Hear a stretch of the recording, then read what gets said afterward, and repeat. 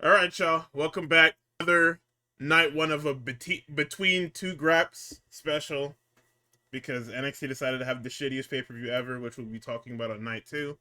But this is certainly a show. It's certainly a slate of shows. Also, my issue with weekly television about how it's a title match like every week. There's at least one title match every week. Is it's starting to go fucking haywire. But as always, I'm Gardy, and I'm joined by Tux, and we'll be taking you through the week in wrestling that we missed. Because we're splitting this in two. Yep. So, I mean, I guess we could start with news for now. What is there to even start with? What do you want to start with? Oh, okay, I guess I'll get this out of the way. The Jasmine Nix shit, by the way. Oh, yeah. So, Jasmine Nix's boyfriend took a gambling sponsorship, and he juxtaposed wrestling with gambling and called wrestling fake shit and gambling real shit. And Mark Henry had listen, I know. I fucking know. I'm sorry, go ahead. I know, trust me, I know.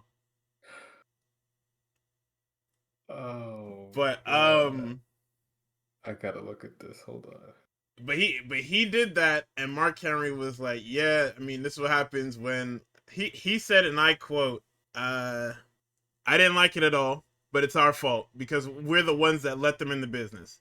Let her in the business, let him in the business. Just because you can doesn't mean you should. There's a lot of people that you shouldn't bring in the business. It's like who's gonna marry your daughter? You're gonna let some random schmuck marry your daughter? That's what we do in wrestling. We let random schmucks in wrestling, male and female, because they look good or they accomplish something. Just because you accomplish something doesn't make you a candidate for the trust of our industry.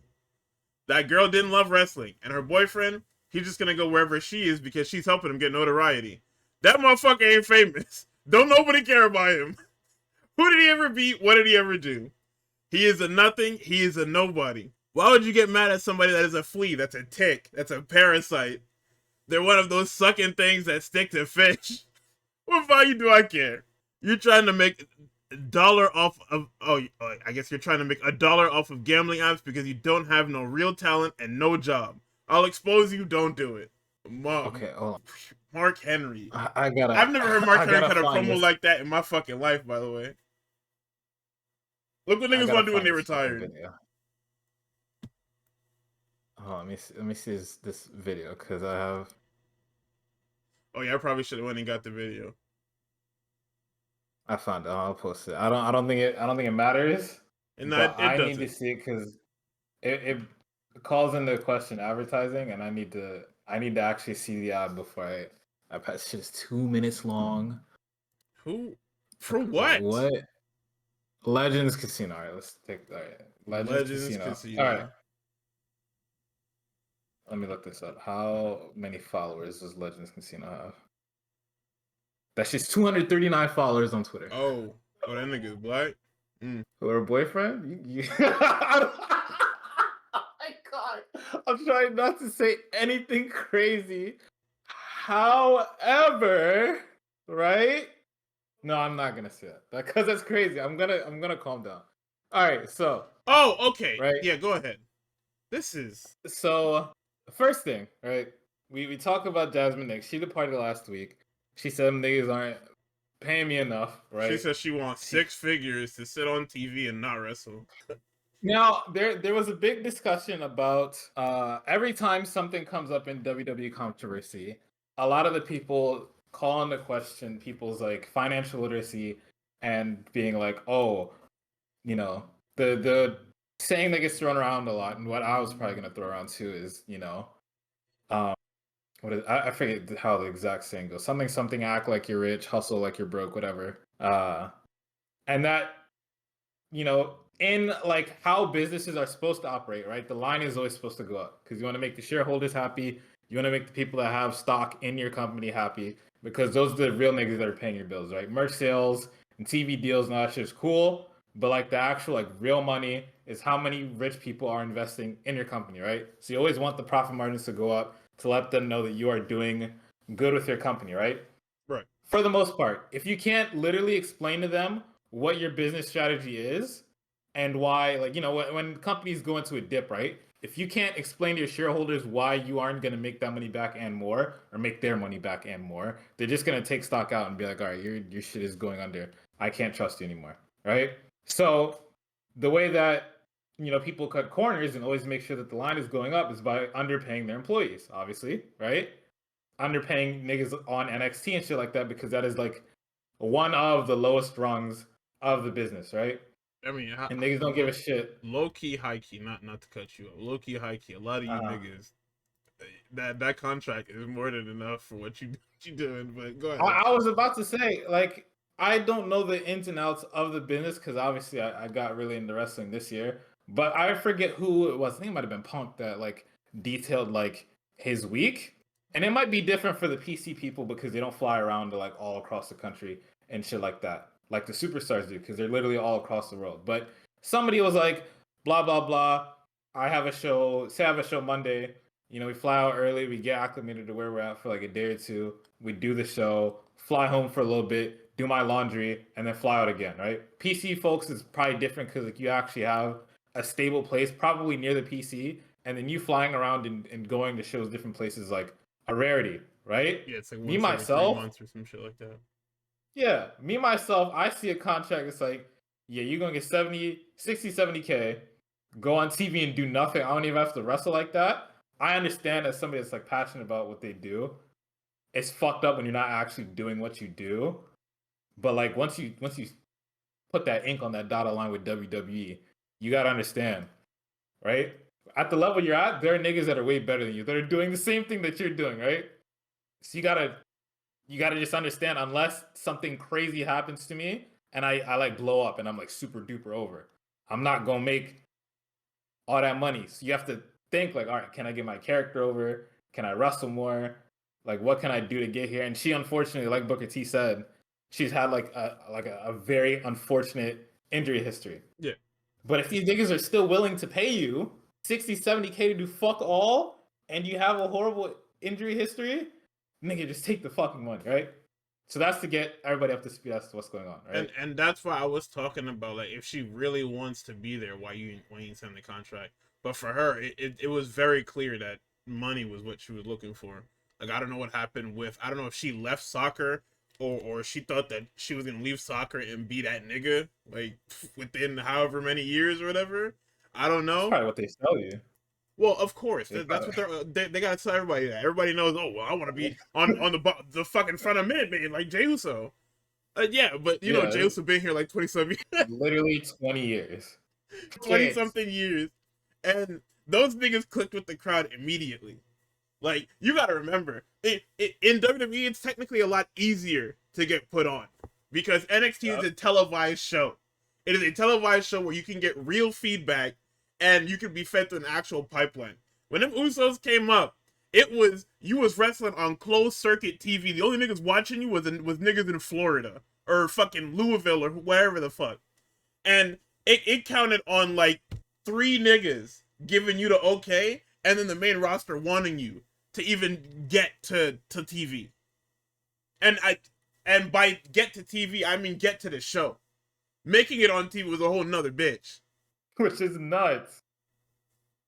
And I guess niggas just don't know, because again, picking up a lot of these NIL people, they're not familiar with the business. They're only as familiar with the business as like Kai Cenat is, right? Not to say that Yeah, Kai they don't know The know. Rock and Austin. They don't know. They barely know John Cena and Randy Orton because pop culture. Yeah, They're gonna tell you their favorite and like wrestler is Eddie Guerrero, and you're just gonna look at them crazy. Eddie Guerrero or fucking Jeff Hardy, and then Jeff Hardy, and then Matt Hardy tries to do some 2016 shit, and then niggas no sell him. Every time. I tried doing that delete shit. Niggas like, fuck are you talking? What are you talking about, bro? We're here for Hey, Jeff. Get that. what is that? Oh, you was watching the fucking. Yeah. Yo, please move on before I get mad, man. All right, so just to catch you guys up a little bit more, right? Fucking Jasmine Nix. Jasmine Nix's boyfriend posts this. They're in a ring somewhere. Who the fuck knows, right? Jasmine has her boyfriend in like a fucking side headlock. This is real, right? And then the whole point of the video is me testing out my girlfriend's like wrestling things and seeing what's real and what's fake. At some point in the video, he calls it shit. You know, that all that stuff, that's that fake shit, right? Now you want me to show you something real? He pulls out the fucking Legends Casino app. This shit real as hell, right? And obviously it went the circles that it did. A fucking tweet I'm looking at from Ringside News _ 482 retweets, 350 replies, 4.4k likes, 1.5k bookmarks, 2.4 million views, right? Reaches Mark Henry's attention. Mark Henry quote tweets it with damn dot, right? Now, Mark Henry went on that long tirade about a nigga not being part of the business, us letting people in the business. We'll talk about that from just like a different side in like a second. But like as far as like Jasmine Nix's boyfriend goes, that nigga did his job for this fucking app. Because it has all these impressions, got all these niggas talking about it. Nah, yeah, of course. Now, you know, nobody really named the actual app in any of these articles because they're smart. We don't even know what the nigga's name is. We just know him as Jasmine Nix's. Well, I guess. Well, and that's the point. Is in the tweet, but like, you know, he did what he had to do for. I don't know what kind of stipend they gave him, whatever, but he better give Shorty a cut or something like that, cause that's what Mark Henry was saying. Is like without her, this ad gets nowhere. Like, what does this nigga even do for a job? Is he like Instagram man? Is that what he is? He's one of those. He's the evolution of what them fucking TikToker. Them 4X niggas. He's probably in 4X too. He's a streamer. Oh man, streaming is a new 4X. Oh jeez, like that. And the worst part is, it's like you niggas don't even like stream nothing cool. Like y'all just sit. They sit there in front of a camera reacting to YouTube videos. Like y'all don't even like make actual content. Like don't get me wrong, I don't really care for Kai Cenat, but at least this guy's like riding a horse in his fucking house or something stupid every time he goes live. Spend money to make money.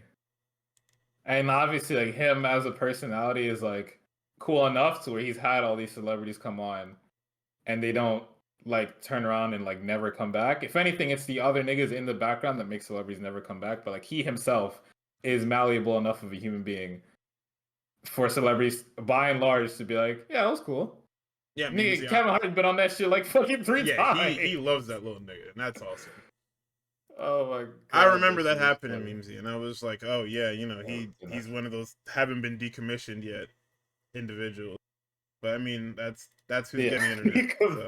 It is, right? Is that like, and that's the whole thing. Is like when you go from being like a civilian to a person that's like in front of cameras more than once a week or whatever, you have to be decommissioned. It's why Anthony Edwards is such a fucking problem. Well, but yeah, you can't say these things. You have to be normal, man. Like.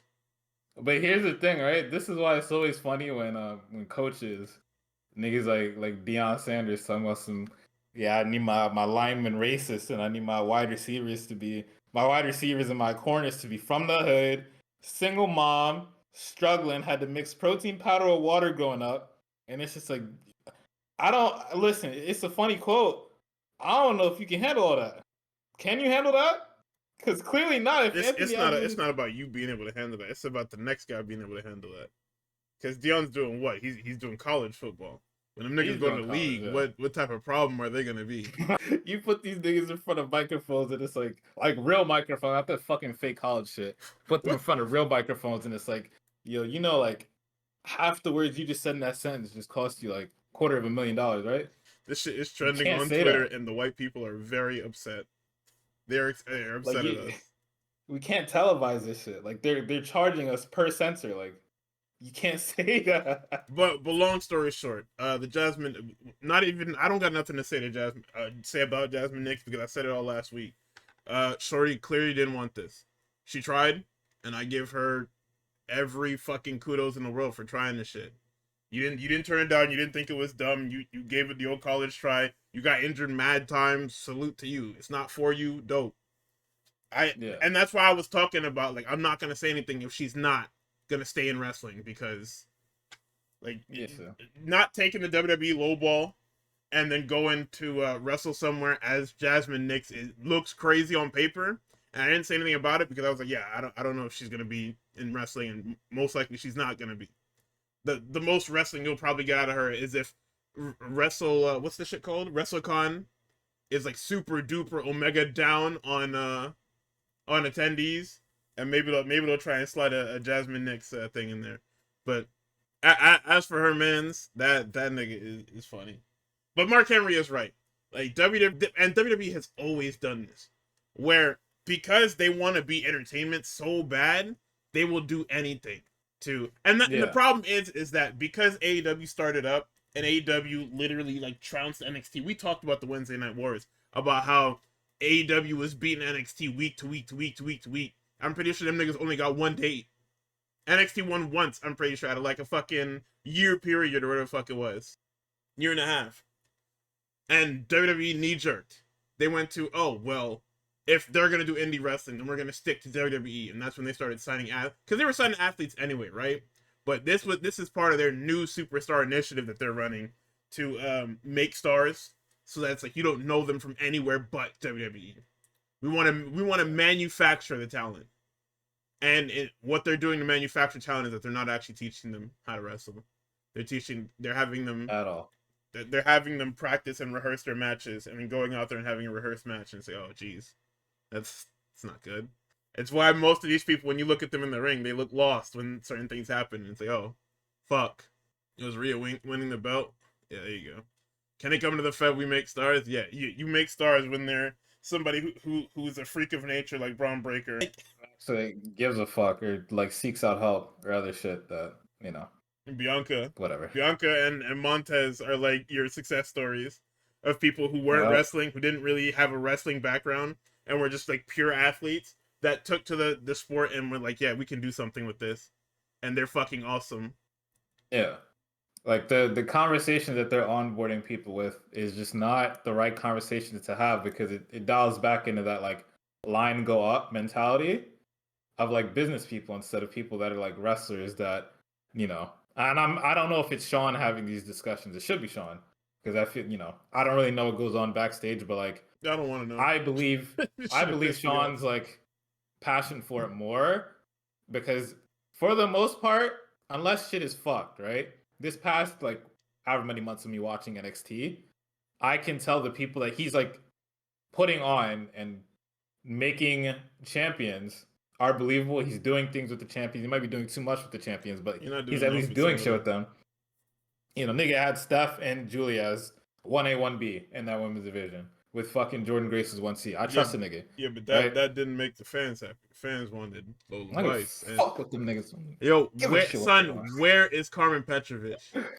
She's dead. But you know, this also no, because they told me that Julia and Steph killed her push. Where is Carmen Petrovic, son? She's dead. Same place. Them niggas haven't been on this brand in like 4 months. Where is Carmen? Hanging out with Tony D. She was in hell. Yeah. She was involved in TNA scuffle. Yeah, because they needed bodies. So like I said, where the fuck? She's an extra now. She is an NPC. But yeah, back to to tie into like what Mark was saying too.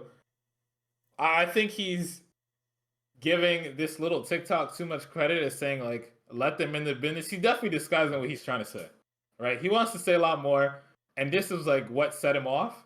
He's talking about we're the ones that let them in the business, let her in the business, let him in the business. That nigga's not a wrestler. He's not in the business. No, that nigga took one sidearm headlock. Niggas know too. What he's trying to say is that niggas know too much, and they're given too much even when they just come in the door. I mean, maybe for her, but like that nigga's not in the door. The only thing is he has access to a wrestling ring, but like probably pay any gym like $50. You shoot a little TikTok, I'm getting $100. Yeah, probably 100. He go down to wrestling school. Yo, I'll give you this $50, nigga. You know we charge like $500, like not even like $1,500 in tuition, nigga. For this $50, I mean, for just that shitty little TikTok, I'm hitting a quick lick on you, bro. Give me a $50 bill. I'll let you film that shit for like 30 minutes. Actually, I'll probably charge you 100 or something like that. Anyways, there's a lot of people you shouldn't bring into business, and the whole daughter marrying thing. It's like that's. I'll let you have that. Black people know analogies, right? I'll let you have that. Just because you accomplish something doesn't make you a candidate for the trust of our industry. Now there's a thing that comes up later on SmackDown Son, with Booker fucking T, son. bro. Cole put up like 2 for 32 in terms of like trying to send Booker T like jokes to like pop him. Yeah, no, I he think Booker he laughed at was like throwing maybe them 2 of shits them. at him. Booker was like, "Yo, hey, watch the show." But there was something, I forget who, that I forget which wrestler on SmackDown that Michael Cole was like, yeah, they won like Olympic championships, and Booker was like, what the fuck does that have to do with It's that? it's Kiana James. She's a Olympic Yeah, gymnast. gymnast. He brought that up, and then Booker was like, how the fuck is that gonna help her here? So I feel like that sentiment of people coming, like literally, unless you're like Kurt Angle or like Chad Gable, and like you really buy into You this get shit, it. like they don't get, and it has to probably be specifically wrestling for those types of like older wrestlers to give you props. Like if you do anything else and you're like an Olympic level athlete, they don't give a fuck. They don't give a shit, right? That girl didn't love wrestling, and her boyfriend, he's just gonna go wherever she is because she's helping him get notoriety. That motherfucker ain't famous. Don't nobody care about him. Who did he ever beat? What did he ever do? Now here's the thing, right? Saying he's not famous, correct. Who did he ever beat? I don't know if that guy's an ex wrestler or what. That doesn't matter because in Yeah, I this think it's specific just in thing, general is what it is.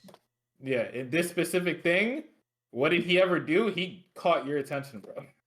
Yeah, He caught your attention. He got 2 million hits on this fuck ass TikTok. Is he gonna repeat that? I don't think so. Unless it continues to be controversial enough to where niggas keep falling for it. But once people stop falling for it, he's gonna have to switch lanes. But so far, that's 2.3 mil. That's pretty good. He's a nothing. He's a nobody. Why would you get mad at somebody that is a flea? That's a tick. That's a parasite. They're one of those sucking things that stick to fish. What value do I care? You're trying to make dollar off of gambling apps because you don't have no real talent, no job. I'll expose you. Don't do it. Yeah, you can't sell. Like I understand. motherfucking ass, bro. Yeah, Bring your ass just to the say that. motherfucking streets, bro.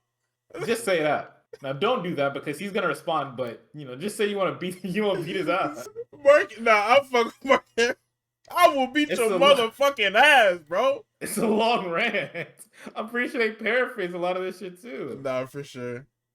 But yeah, we got this off of WrestleTalk.com because they want us to link them. But yeah, no, that shit was ridiculous. Yeah, I stopped bringing celebrities in. However, I'm pretty sure them niggas teased like a Kai versus Speed thing. I mean, that's been teased for a little bit. I do have, because I have the Observer because I'm a little fucking nerd. So what Dave said was that the story going around was that the offer was 3 years at $75K a year, and that of course if she did go up to the main roster, she would get a new deal that would be $350,000 or more. What? What? So like I said, you wanted 6 figures to sit on TV. That's what you thought this was. You were gonna get 6 figures and then some. What the fuck? They liked you. Like, and that's what's driving me up a wall is that like if the deal they sent you was 3 years, however many is that is over fucking 3 years, whatever. I don't know, I'm bad at math. But point is that's pretty good money. And like we heard that they wanted you. Yeah. Now imagine that the niggas that they don't want, imagine what they're getting. Definitely not no 350K. What the fuck? Like her offer lower than JC too. JC and Fallon. Absolutely. JC Jane got a viral clip, so definitely. Nigga, JC Jane is getting the vet minimum. I have no problems with JC Jane. I think she's a fantastic hand and a fantastic wrestler. But nigga, JC Jane is getting the vet minimum. They do not care about her. She is champion only because they do not have anybody. They're waiting to pull the trigger on Blake. And we'll talk about that tomorrow. But yeah, that would have been fucking 3 years, 75 for a grand total of 225,000. Like that. Crazy. And that's then you would have you were going to the main roster. And that's probably like Florida taxes too, so I don't even know if she's getting taxed like that. I don't even know if they got taxes like that down there. I guess. I don't know. As to her not wanting the offer, she's in the faction with them, on TV with them. It makes sense to me from her POV. Like, I mean, this all boils down to like, if you're willing to play the game, you gotta. willing to play the game, you also gotta want it. Like, if you want to have like the big superstar mega contracts, like your Biancas, your fucking Jays, your all that, like you have to stand out, right? And we've been seeing over the years that like wrestling is not all that they want. You got to dig into your bag, like nigga.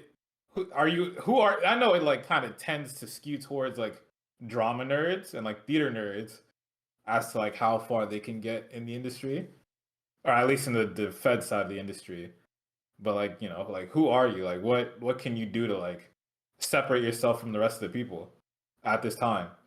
How are you going to make yourself stand out to Sean and be like, I want you to be at the fucking forefront of my show and whoever else gets called up, right?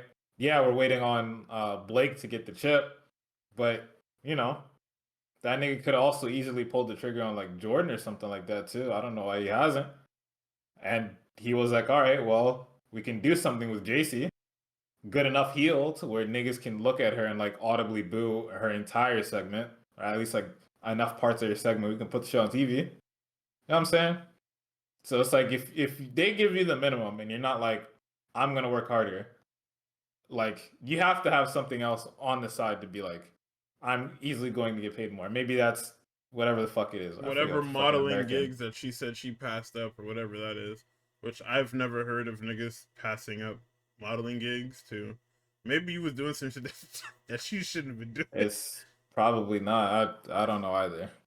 Like, I nigga, feel like modeling gigs are also like those contracts in that industry is probably like a little bit more predatory than wrestling. because nigga, I see everybody at fucking New York and Paris Fashion Week doing whatever the fuck they want. So And niggas are also going back to their day jobs.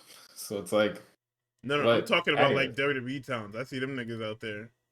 Oh yeah. Whether Yeah, it's you can that do both. they go through WWE or whatever the fuck it is, I don't know. So I don't know what I need to know what deals she was getting that she went fucking that she was like, yeah, I turned down great deals for good money or whatever the fuck it was to wrestle here, and I'm like, doesn't that don't make sense. They gotta have their own health insurance too, by the way, independent contractors. That's real. But yeah, not to, we talked about Jasmine. Wish her the best. Sick industry. Even sicker business on the WWE side, but hey, niggas are fine with that, as we will talk about later. I mean, All it's right, sick business, but I mean, I would have taken, I would have signed, unless nigga, that's tomorrow. nigga. What's tomorrow? Are we talking about Invasion tomorrow, or do we just pop that shit right now? I mean, I didn't watch that shit. Or not Invasion. I'm talking about like how do you change the name? Oh yeah, no, we can talk about that now because that's in within the whatchamacallit. True. Yeah, so I guess being in bed with them hashtag niggas is certainly a choice when they tell you, hey, so this pay per view that you put together, change that. Well, we don't know why it was changed. At least I don't know why it was changed. That has to be it. There's But no they other changed it from invasion to what is this shit called again? showdown. Ass. Yeah. So if you haven't heard, the WWE had an NXT TNA Invasion PPV planned. Well, it's still gonna happen, but like the name of the thing is going to change. It's harkening back to the WCW Invasion days, which is why it's called Invasion. They probably ran it probably like one more time that I don't remember, but um, it's scheduled for what, October 7th? Oh, nigga. Yeah. And if you've also been living under a rock, October 7th is when the modern, well, okay, how do I phrase this in a way it's not, doesn't make me sound stupid. A few years ago, that is when the Israel Palestine, conflict that turned into, well, it's been a genocide. It's been a genocide for generations, but that is when, I want to say a few years ago, that like breached the like global scale instead of it just being like a if you know kind of thing. That's when shit got real. Niggas started shooting rockets. Niggas started getting literally invaded. Palestine started getting invaded, not Israel. Israel was not getting invaded. Palestine got invaded. Hold on, hold on. Um, I hate to cut you off, right? So I uh-huh, was reading further into the Observer on this Jasmine Nix thing, right? Just uh-huh. and Dave said that she was a high school football player, like a footy player, and she Yeah. was playing in Iceland, right? Damn. Nigga, I looked up the salary for a footballer in Iceland.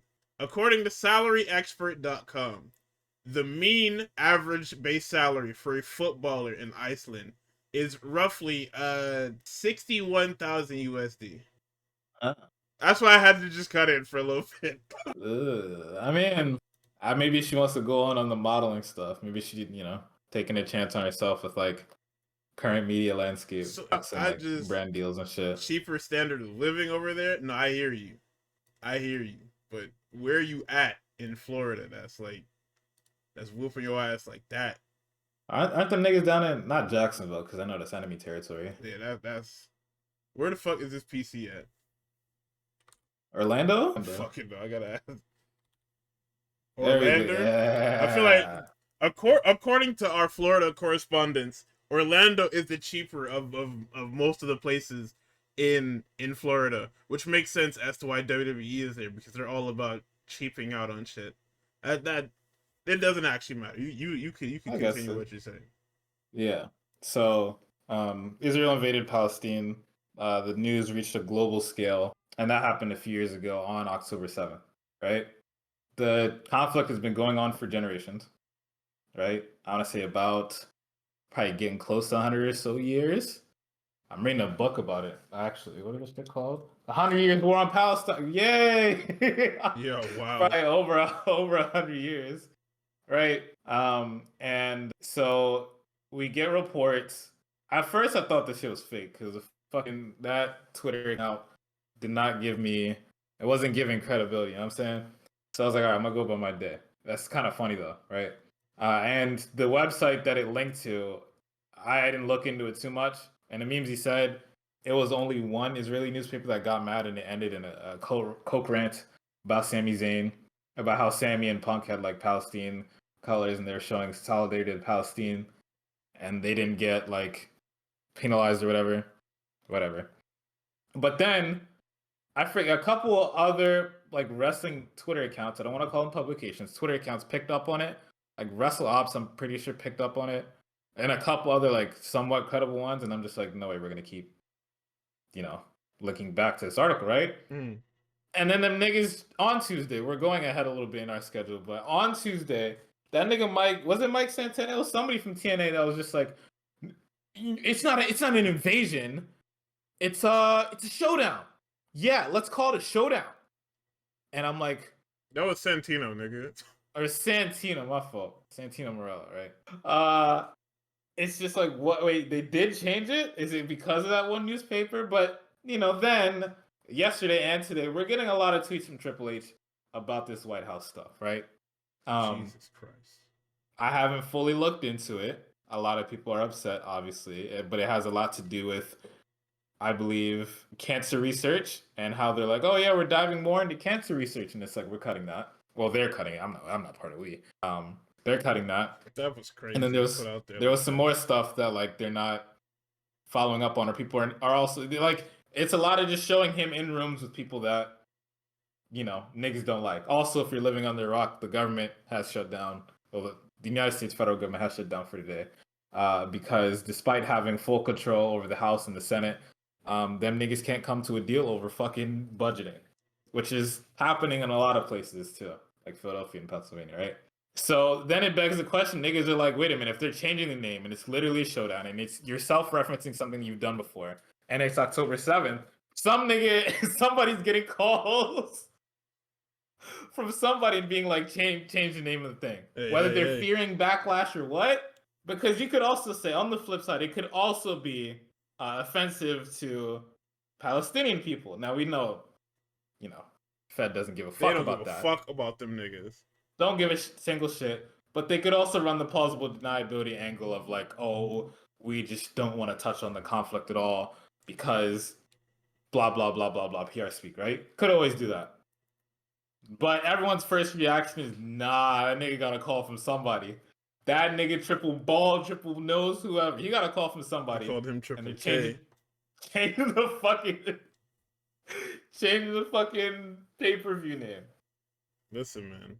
Oh my god. My hands are up because I don't know. I don't know what to say about this. Like, you know, if it's like we just want to wash our hands clean preventatively, I understand, but that shit just looks mad performative, and the new name you guys picked looks like shit. And It's I'm dog pretty sure shit. the new logo that they picked is AI or something like that because Yeah, because nobody wants to change that. it's The fucking last one was probably it's AI. it's showdown, and then the N is like two Roman numeral ones, like they're not connected and they Oh don't connect. no. And I'm like, what is What what do you is niggas this? have a graphics department for? Are they I literally just don't know. fucking AI niggas? Like, is that what it is? I don't know. I don't know. You could probably honestly, you probably have a bunch of niggas that would wait hand and feet to actually run graphics for you niggas, and you could probably call them at any hour of the day and be like, "Hey, we need to do graphics," and they would probably do it pretty well. But you didn't. So, anyways, that's if you're wondering about why everybody's in a tizzy about the NXT, I don't even think it's a pay per view. I think it's just a No, fucking it's a what the fuck is network it's just special. special, yeah, network special. But It's if only a you're network wondering why, special because we need to fuck with AEW, who's getting preempted because of baseball. oh yeah, because the niggas are running Title Tuesday, right? Yeah. Yeah. So either way, So you uh, ran a go home angle, not for your pay per view. Your pay per view ran angles, not for the NXT show this week, but for the NXT show next week. You niggas ran a two show, technically 3 show build for some shit just to not be able to beat AEW. yeah.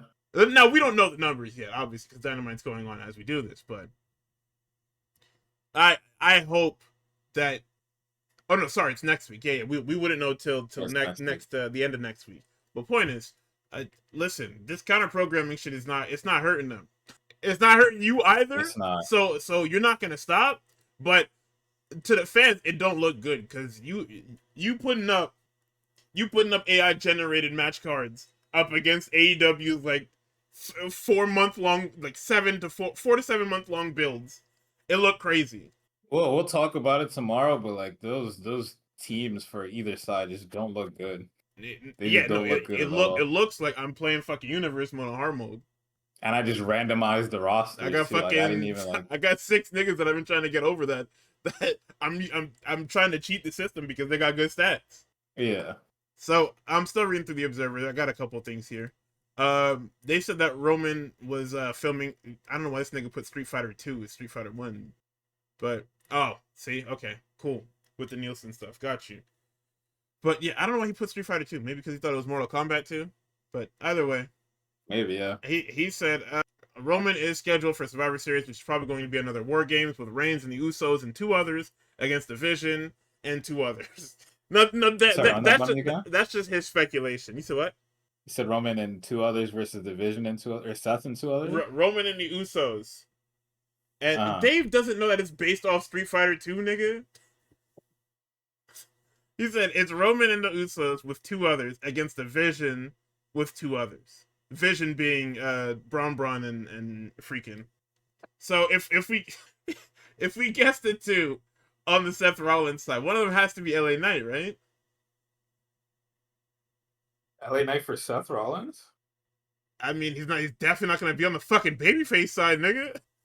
That's babyface side in quotes, bro. Everybody here is evil except for Jimmy It's Uso. Roman and the Usos. The only person that the only 2 people that they could quite possibly get that would make sense is Punk and Cody, right? Like in storyline, the only 2 people you could pick for that, since it's cross brand anyway. Yeah. Punk, I can see. I don't know if I can see Cody. I don't know if What the Cody fuck is. is Cody gonna do? Because we're gonna get into we gotta talk about SmackDown. So what is Cody gonna do? Yeah. But before we even talk about SmackDown, you tell me what Cody's got going on for next month, brother. He's been teasing this Lesnar program, unfortunately. Yeah, and who do you think's gonna be that damn War Games match? Oh man. You would think that would just be straight up for his title, right? But I guess not. Well, I got news on that too. Okay. So the Cena Lesnar thing with the idea that the finish would change, we were told that's not the case, and that Lesnar was not brought back to lose his first match. There were always discussions, and the idea might have been broached for Cena to win, as most expected, but it was never a serious discussion or ever the planned finish. The match was all about making Lesnar as strong as possible, getting a last match with Cena, and feeling Cena more than anyone is bulletproof no matter what they do with him. Dangerous fucking idea, by the way. They are spending a ton to get Lesnar, and the idea is to make him a monster and have someone slay the monster. It would be more valuable saving the big and first Lesnar loss for Fatu or Breaker. Unless Cody needs a challenger, and if they feud in the end, Rhodes does have to get a win. So, That's let's see. stupid. That's dumb. So Dave then goes on to That's dumb, say, guys. I get that people hate that Lesnar is there. They have the right. I thought Cena Lesnar match was a way for Cena to beat Lesnar in his farewell match on Saturday night's main event. Unless things change, that is not the plan. Dude, no. Stop. The idea was to bring Lesnar back, give him a huge win over a meaningful top guy, and with Cena leaving and not needing a win, plus them being rivals from the past, that's why the match was chosen. We know why the match was chosen, Dave. And on the AJ Styles and John Cena stuff, they told the story that the match wouldn't be happening, although from the start, it was the planned match for this show. Nigga. Are you fucking with me? I guess, right? The idea when they told people the match wasn't happening was to make them want the match.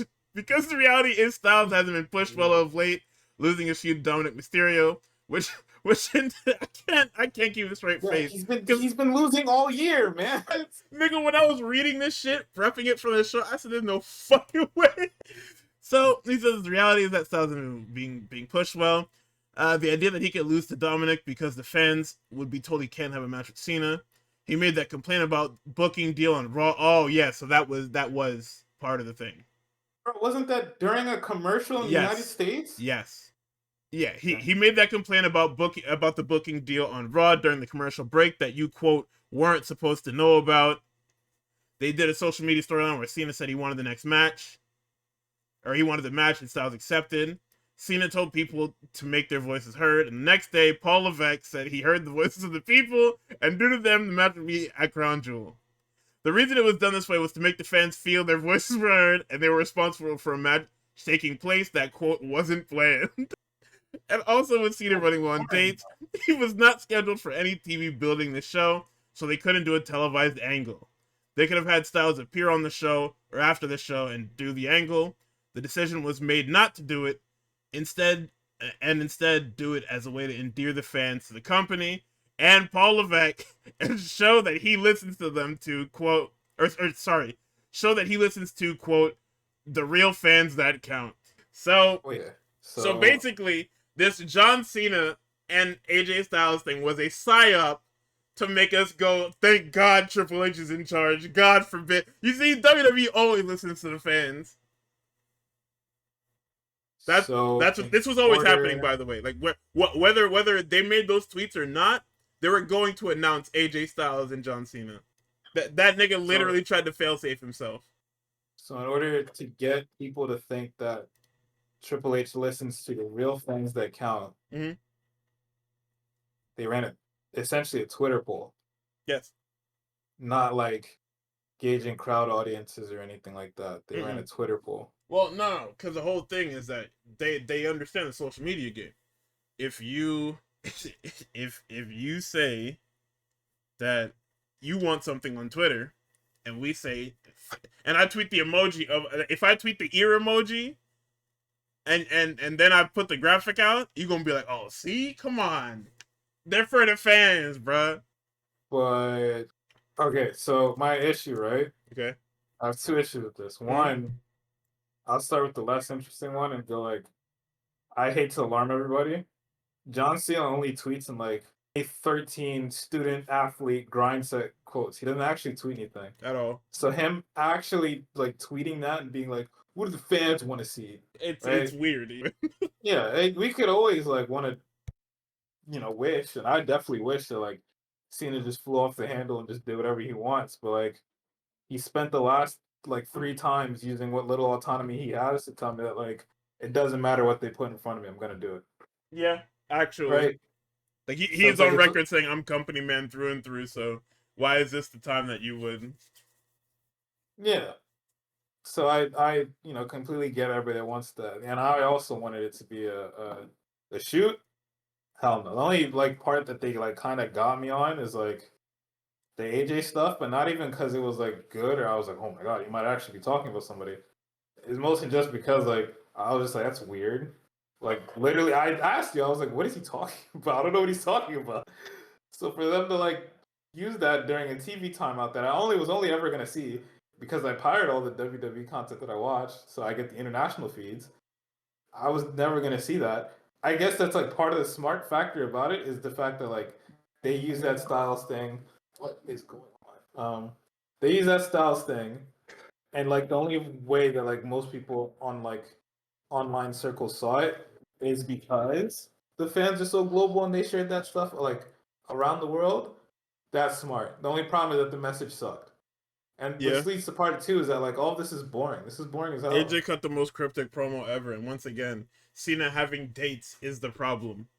Like The that's most the issue, is that this retirement tour was planned to fail when you didn't just announce matches. It should have yeah. just been, hey, John's gonna be here on these dates, and this is what he's doing on these dates. He's got a match here, here, here, here, here, and here. And these are his opponents. That's what it should have been laid out. It should have been laid out like a fucking funeral, you know? You get the little program and it's got all the things in the program. Yeah. It should have been like that. Instead, you tried to sell me a fake retirement tour where John's gonna be here. He's taking time off to be here. Nigga, you was here for how many dates? Like 40 some dates, nigga, or whatever the fuck. You was here for like 30 some dates, nigga.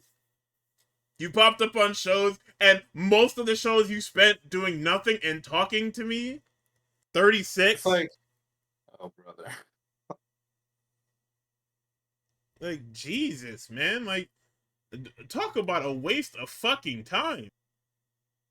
And like, if you really wanted to get the people going, if you really wanted to like be like, "Ah, gotcha," and you know, Triple H does that thing like, "Are you along for the ride yet? This is what we do, brother." Well, would have been really cool is if like he, you know, hits up John. He's just like, "Hey, I have this really cool idea for a thing. You know, we announced that like you only have such and such many dates left. We announced every place you're gonna be.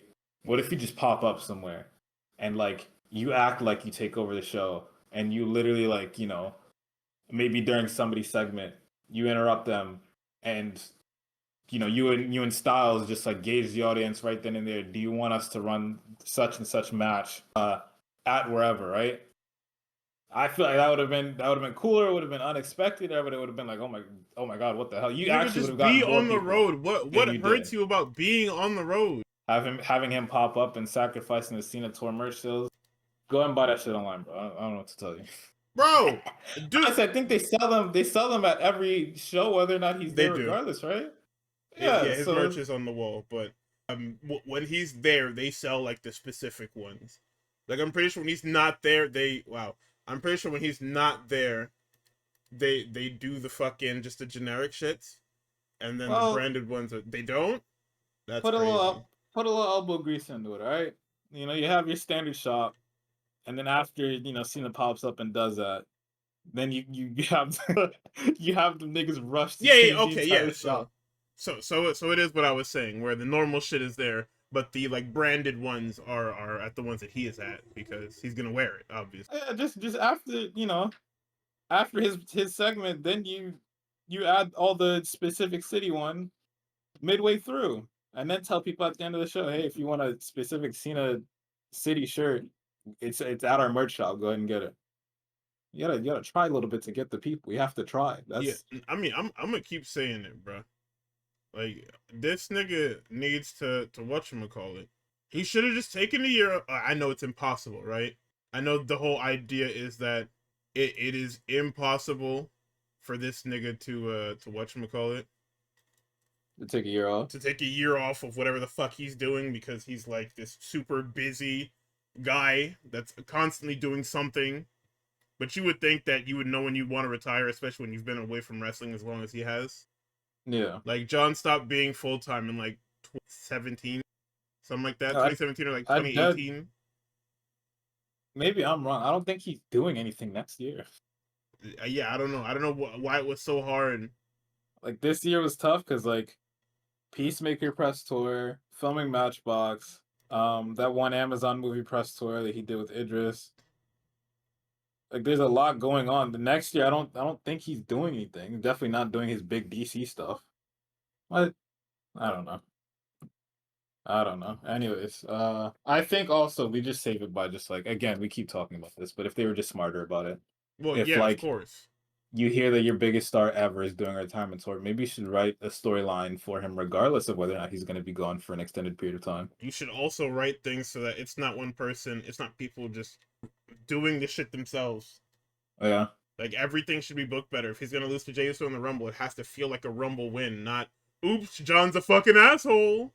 yeah, Or in the chamber, like the chamber was like the one of the good booked ones because it's like, oh, I'm fucking old and shit. Freaking gave me an out. I'm gonna take it. I'm sorry. yeah. But then it ended up being like not, I'm old and shit.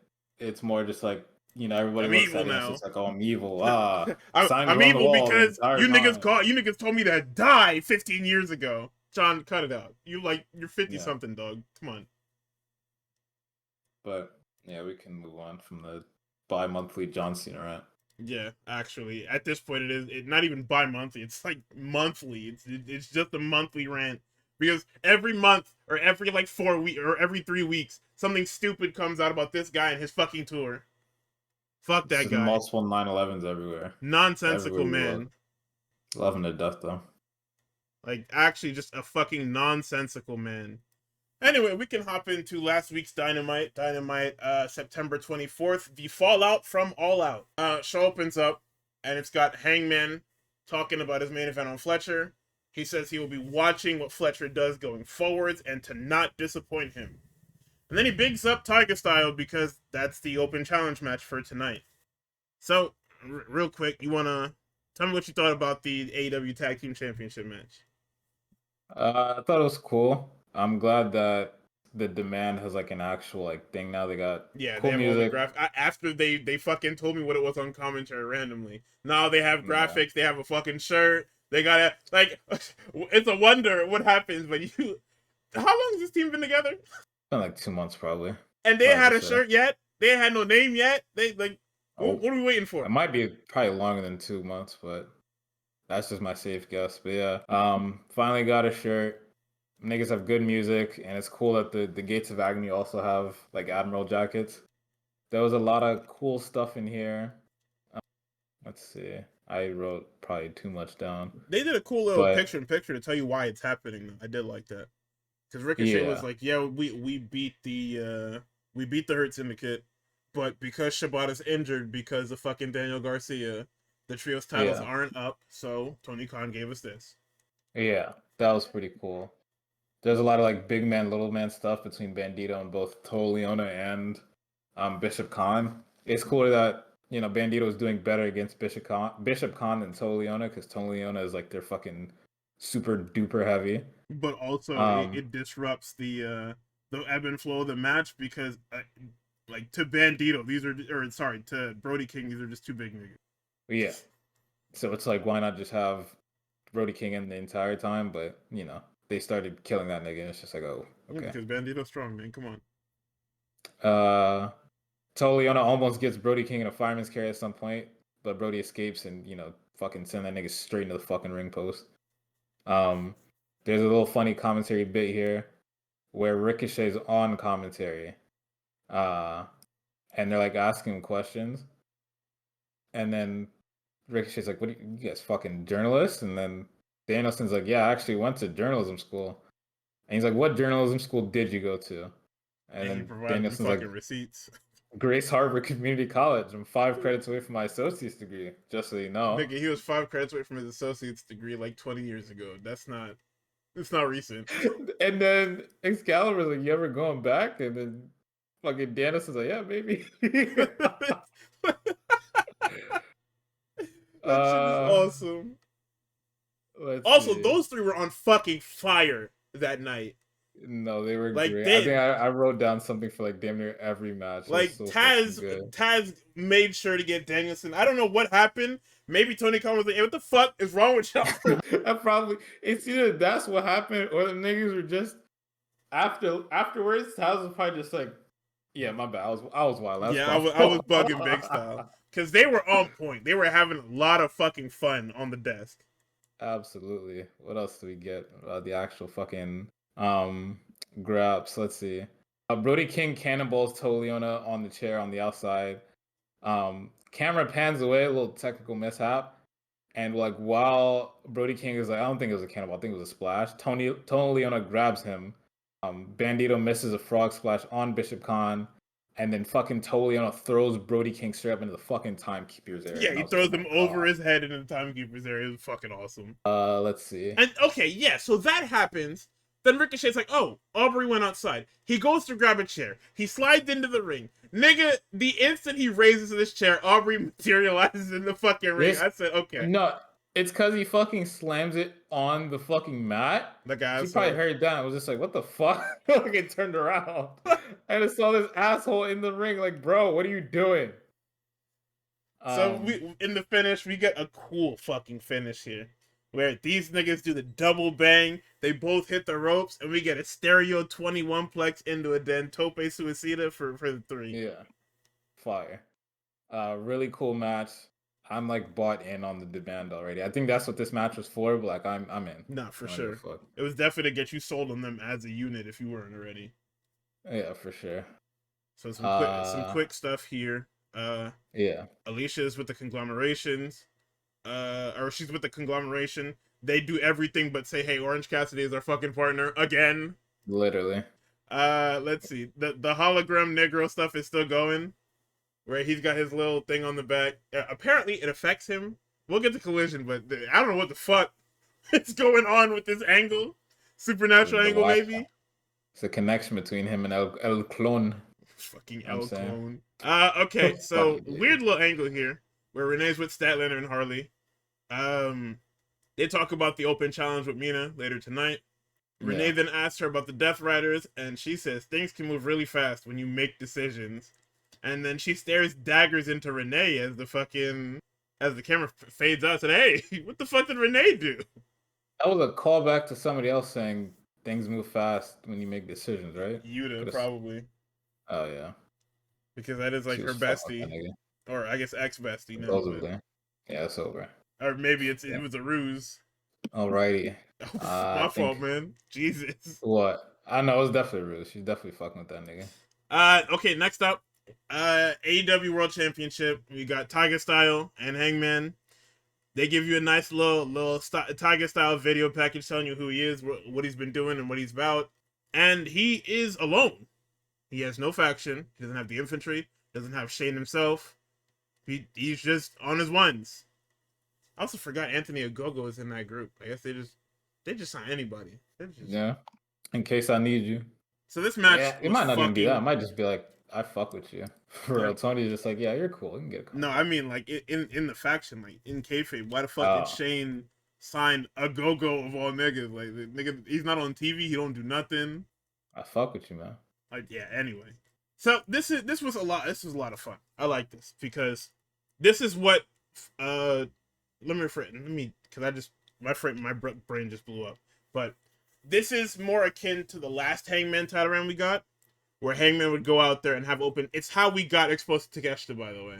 This exact style of AEW, open challenge or whatever. He had Takeshita. They had an awesome fucking match, and everybody said, "Holy fuck, this Takeshita guy is really fucking good. Who is he?"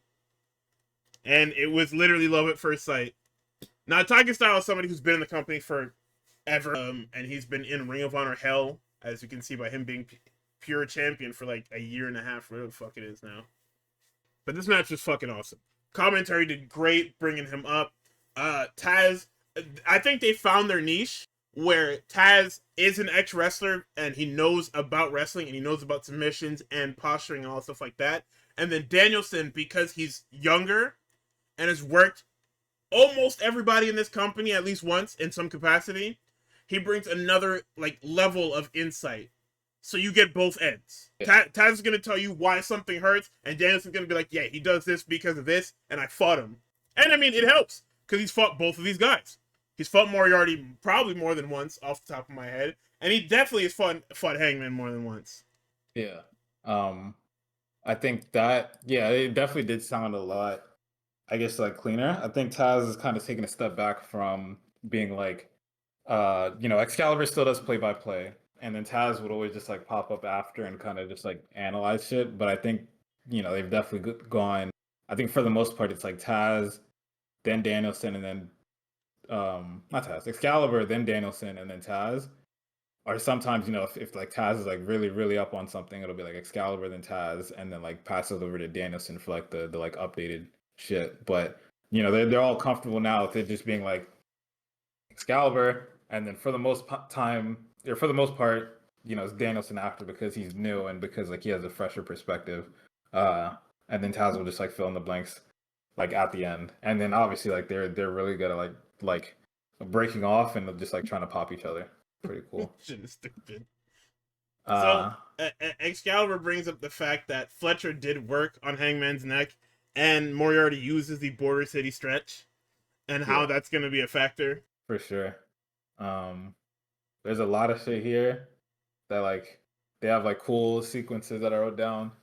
Hangman runs the rope. Moriarty tries to like use his legs to put Hangman up and over. Hangman like pushes his legs down, goes across the ropes, tries to sliding lariat.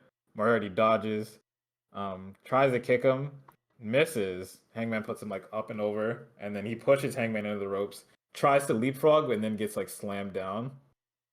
Hangman kicks him, and then no, he gets kicked by Hangman. Sorry, Moriarty kicks Hangman and then gets booted by Hangman. I thought that was pretty dope. And then I think for like half the match, I want to say for like a bit of the match, Hangman keeps trying to put him in the dead eye, but Moriarty always escapes until like damn near the very end of the match, when Hangman hits him with the dead eye and wins with it. Pretty cool. Nigga, he went for that dead eye. He fucking bell clapped him with his legs and said, "Hey." He turned it into Black Widow. I said, "Hey." You're right. Okay, that's what that's called. Because I was like, what fucking move is this? Because they didn't say it, but I was like, damn, I shit looks mean, awesome. it's a Black Widow. It's an octopus hold, whatever you want to call it. Manji Katame. It's all the same shit. Yeah. So we have the fucking 9/11 next, where Copeland says, "Hey, I gotta go check on my family, man, and I don't know if I'm coming back." Yeah. Copeland's like, "Listen, man, I don't have no family. You go take care of yours." And Copeland's like, "Hey, man, don't say that." And then instead of You're hugging, my family. because they're awkward 50-something-year-old men, they just handshake and Cope walks off. Yep. Give a handshake to all my family members. We Oh. go, like, we get FTR town hall. It's all the FTR shit you've ever seen. It's these niggas being unable to take fucking accountability. So they're just like, Yeah. "Hey, we didn't want to kill Beth. It's Copeland's fault. Why the fuck?" Yo, don't ask for that. It's Copeland's fault. Why did Copeland bring his family and friends into it? We just wanted to kill you, and you made us kill Christian and your wife. That's selfish. I said, "Damn, that's right. He's right." Then Stokely is like, "Yo, Beth, I forgive you." And then we went to church and we had this. After church, we had a discussion. I wasn't going to attack Beth. I was going to introduce myself. But then I got speared and she took me backstage. I allowed that woman to spear me.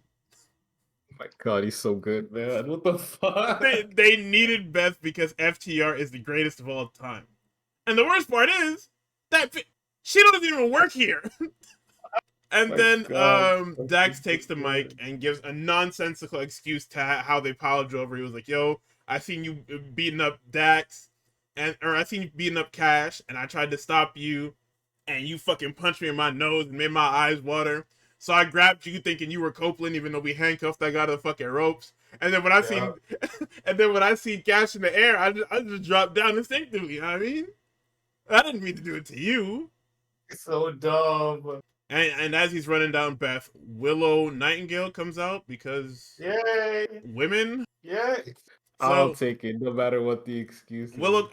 I wrote here that I assume that Beth is coming out of retirement at some point, because Oh, why for else sure. would Willow come down here and say, "Yo, because of women like Beth, I came back from a broken neck to be all elite." Stokely says, Stokely steps up, says, "It is Pat."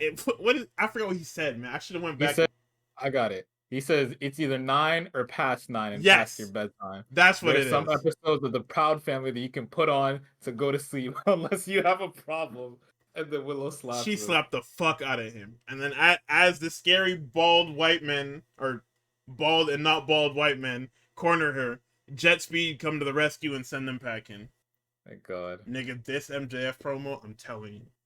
This Uh, fucking uh, this fucking guy when he's not being the haha funny man is fucking awesome.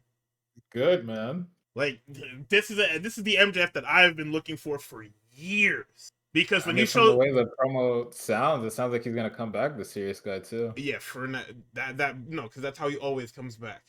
Oh And then man. very quickly he goes back to being fucking cartoon mustache twirler. I'm rich and you're poor. So he They make you says sing a that lot of he's money. too angry to yell. He says he used to be the best wrestler on TV. Adam Cole ruined his life and broke his heart. If you didn't catch that, there's a thing going where when Max was champion, the D because Max used not an alter ego, but he used the mask called the Demon, and Cole used it to cost him that title, and then that was like a dark point in AEW's career because they tried to make like an NWO kind of like Dark State kind of Vision like group with Adam Cole at the Yeah. head. That was the Undisputed Kingdom, where it was him, it was Roddy, it was Wardlow, it was fucking the Kingdom. Oh wow. Yeah, it was a ton of people that probably should be in a faction together, but it broke up super quick because Cole was still hurt when they pulled the trigger on the angle, but they needed to Yeah. do it. So that's a little that's the reference. That's the Adam Cole reference in his little promo here. He said he lost everything at World's End. He came back. His accomplishments speak for themselves. He's not MJF. He's a caricature of MJF. Says that these aren't attacks. These are doubts. He can only come back when he's cleared them. He says he's better than Hangman. He's better than Swerve. Now he's dog shit. He used to, and then he takes a tack out. He puts it in his mouth, and he says, "I used to eat up doubt and spit it out." And he spits out the tack, and then he says that he's gonna come back new and brand new and stronger, and he's gonna be doing things his way. So if we get Roughneck MJF, I'll be happy because you baited me once when he was doing the fucking Daniel Garcia stuff. Yeah. Like you baited me once. You're not gonna bait me. No way these niggas are poor. How did this happen? Who, the Bucks? Yes. They spent all that shit, nigga. Oh my god. Not a single dollar invested. No startups. No, they did invest. They invested it in the casino. Fuck. Oh my god, my buck stock. What the fuck? Oh, they should have put a 12-leg parlay down and hope that bitch hit. So we get the Callis family and the conglomeration. Callis comes out and he's gonna unveil his new Okada piece. But when the curtain is pulled out, it's fucking Orange Cassidy in that bitch. Yeah. Nigga, Rocky spears this fucking box and he's never heard from again. Oh yeah, he's dead. Like he runs at OC sidesteps him, and Rocky ends up in this box. And I don't think he was at ringside ever. Also, there's a thing here where Cassidy's Tron was just like media offline and it was like cutting in and out. I think that might be a hologram thing. I'm not sure. No, that's I mean, I don't know if the intention for it to do that. I don't think that was the intention, but like that would be crazy. That's a legit, like, if you move a file, like say for example, right? It's fucking when you're editing something. Yeah. And you place it down on the timeline, right? And then you move it from the folder where it's supposed to be. Premiere Pro doesn't look for it. Like you have to like update it with where that file went. Or it's just gonna read as media offline. And so somebody must have moved something and not re-rendered it or checked it, or they're just running it off of Premiere Pro because that shit did not update. Yeah, that shit was crazy. Claimed it anyway. Yeah. Because if you look on the barricade LEDs, his Minitron stuff is flashing in and out. So I didn't know if that was actually because I assumed I was like, oh yeah, they fucked it up or whatever. But then I was like, yeah, maybe it's this hologram thing. And then I saw it flickering, so I'm like, I don't know what it is. It's weird. Somebody's super fucked up, buddy. So I mean, it's like, a 6-man. It's an all-star 6-man. There's nothing really to write home about. Other than Mark Briscoe killed everybody to start this fucking match. Yeah. This nigga ran over Takeshi, ran over Okada, he ran over Hechisaro. It didn't matter who the fuck was in that damn ring. Mark Briscoe killed everybody. Yo, they come back from commercial, and Excalibur's like, introducing everybody. He's like, I'm your host, Excalibur. I'm joined by the human suplex machine Taj, the American Dragon Bryan Danielson, and the human skid mark Don Callis. Yes, sir. And nobody says anything. Because it's true. Everybody hates Callis. In kayfabe, everybody hates Callis. I'm surprised Callis didn't say anything. He just let it go. What is he gonna say, man? Yo, they had something fucking awesome here. Because Callis was like, yeah, I got niggas everywhere. I got Japan. I got Canada. That nigga said, you got any Americans? They started to say Josh Alexander. He said, no. Kyle Fletcher? Kyle Fletcher's American? He's from Australia. What are you talking about? Nigga, oh my man. god. You can see exactly at what point in this match that Hologram fucks his knee Yeah, up. I wrote it absolutely. down. Oh my god. Let's see. I know I wrote that bitch down. Don't play with me. Okay, so Hologram's going at it with a bunch of niggas. Hologram reverses out of a fireman's carry by hitting a Tijeras. Hologram gives Takeshita another Tijeras. Then Okada clears out the face corner, starts just killing them niggas. Okada, gets Hologram in a German, goes for it, and then Hologram lands funny, and you can see it when he lands after that German. He's just Immediately. like, oh. And commentary caught it too. They were like, oh, this nigga is on a bad wheel. Damn. Yeah, they But try to play it up as kayfabe, but like, no, that nigga. The rest of the match, you can see that nigga shit is being done. the great worker he is, he hit all the shit that he needed to. I was so surprised he kept going. Nigga, he hit. It looked like it was a work. That's why nobody believed it until he went backstage. Fuck. I know his shit was on fire, cousin. Oh my god. And he was dying for real. There's some more cool shit in this match. Stun Dog Millionaire. Every time I see that move, it's just fucking beautiful as hell, bro. It's because he's so smooth with it. Let's see. Hechicero, that Mad Sciences bomb shit. I was like, what the fuck, man? I don't think I've ever seen this shit before. It's fucking brilliant, man. Hechicero, it's a guillotine. Cassidy, it's a DDT and a shotgun. There's a shotgun drop kick from Okada. Niggas just start scrapping at a certain I know point. you niggas fucking lying. I know that man did not just sign a contract with these niggas. Let's go! Let's fucking go! Nigga, you missed the Pikachu show. Fuck wrong with you, sorry. My bad. That nigga's an idiot, bro. Why did you even leave in the first fucking place? That's stupid, bro.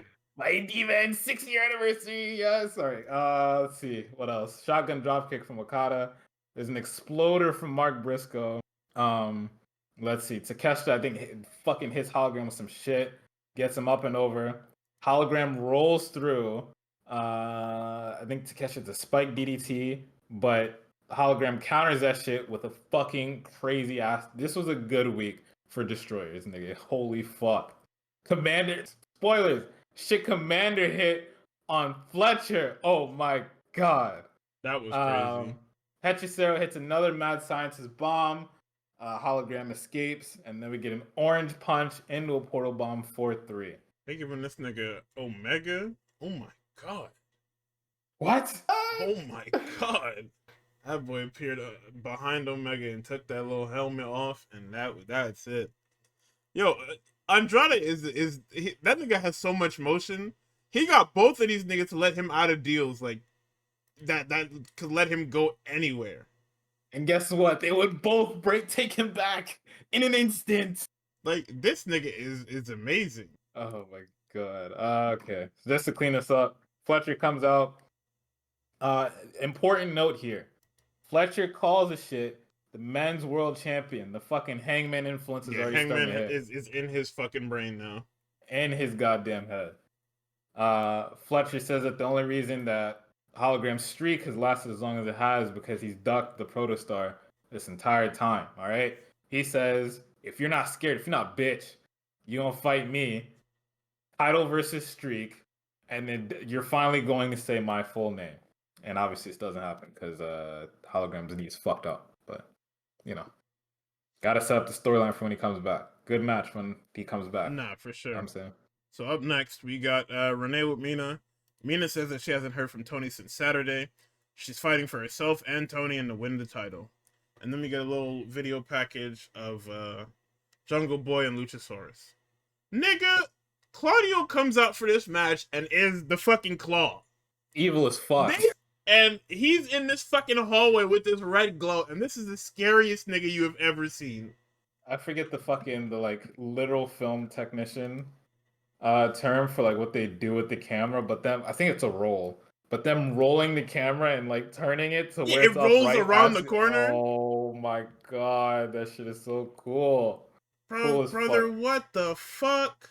Them niggas found that hallway and said, "Yeah, this is the only place we're doing entrances from for the entire night." I feel like that's That's what they do when they go to a venue. They're like, "Yo, Claudio, where do you want to come from?" niggas look for Claudio places for that nigga to aura farm.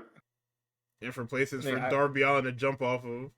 oh yeah, those are two places they look for. They don't look for shit else. So this match it's an awesome match because it's just a straight house fight, but nothing happens. Like Yeah. nothing happens. These niggas are literally just scrapping. They bring up Hobbs's time in on Team Taz. Claudio then points at Dragon before trying to hit Hobbs with the Niggleizer. He escapes. Pac appears. Claudio after Pac distracts him, Claudio hits Hobbs with an uppercut into a cradle for 3. Joe comes down to chase Pac off. Hobbs lariats Claudio over the top rope. The Death Riders then swarm and they're stomping everybody out, and the Hanger comes for the save. Yay! Next up, Tony Khan announces that the women's tag championships are a thing, and then he praises the women of AEW, even though he praises the women of AEW for being able to get over despite his fucking sabotage. Oh yeah, hell yeah. What? Hey, if I try to nuke your shit, you niggas make it out of that? Hey, salute, bro. What you mean? What's up, yo? And then our Dynamite main event, we have Shirakawa and Statlander for the AEW World Championship. So this is when I realized that these niggas were just having fun. Because Taz shouts out Kurt Angle because he's a Pittsburgh native. Then Taz says, because Statlander hands something to the referee, and Taz says that he thinks it was her tongue ring, and he says, "Hey, Danielson, you got one of those, right?" Nigga Dragon says, "What? No." Oh my god. Actually just fucking around, dude. So for most of the match, Mina is working the legs to get the figure 4 ring, that's her finish. Then Taz again throws a oop, talking to Danielson about how many title matches on TNT have ended with a figure 4, because WCW, Ric Flair, figure 4. What else do we have here? The Glamorous Driver is converted into Saturday Night Fever, which is converted into a cradle for 2. Mina tries to figure 4, but she gets caught in the seatbelt for the pinfall. Yep. This is another one of those nothing really happened in matches. It wasn't bad. It was pretty good. Cool. But it was like good to look at. It's like one of those ones where it's not really noteworthy. Like they just had a very good match. Yeah. So Harley Cameron comes out to congratulate Stat. Yuta comes to congratulate her right after. Claudio shows up, Mox, Marina. Claudio, I think Mox and Marina specifically show up out of the evil red fucking hallway that Claudio's in. So what it is that everybody swarms ringside, and then the music hits, and that's fucking weird. So it cuts, and then it's Mox and Marina coming out of the little tunnel thing. Yuta hugs Stat, lifts her hand. Harley immediately starts fucking cowering because, niggas are getting swarmed, and when niggas get swarmed, nothing good happens. Whether or not she was afraid for herself or for Statlander, she's not sure. Probably for herself because they think that, they're mans now. I'm going to get fucking killed at sacrifice. Even though I don't think Daddy Magic got killed, it was just Darby Allin again. Let's see. Yuta lifts Stat's hand. Stat eventually has this fucking nothing, just fucking lariats that nigga, just lays him out. Yuta has the same kind of like look that Dragon did when Dragon got fucking betrayed by Claudio. Marina tries to lariat Stat. Stat ducks under, flips off Mox with both hands. Then Stat and Harley both escape and run off into the fucking crowd. Then some music hits that I didn't recognize. I was like, who the fuck is that? And then, it's Darby Allin. He shows up and holds Mox and the Death Riders at fucking flamethrower point. I love pro wrestling. So obviously them niggas run. Mox is not phased. Mox is more so like, nigga, you are not gonna kill me with this shit. Why did you come out here with this? Turns his back to that nigga and he's pointing at that nigga like, look at this guy. All them niggas eventually just move, right? Because obviously he's approaching with a fucking flamethrower. And then, grabs a mic later. Darby Allin says, John Moxley, Wrestle Dream, I Quit match. And then he's just dumping with this goddamn flamethrower. He's just holding that shit up to the sky. I didn't even know that flamethrower shot out liquid. Whatever the fuck is going on there, I didn't know flamethrowers did that. It's the fucking thing. It's the lighter fluid. Yeah. Right? Yeah, I didn't know they did that shit. I've never looked at a flamethrower that close before until now. I've only seen one because of this nigga. This is like the third time he's used this fucking flamethrower, by the way. Oh man. Um, yeah, it's Collision. Or Okay. no, that's Dynamite, Oh right? yeah, it It's was Dynamite. Dynamite. Fuck.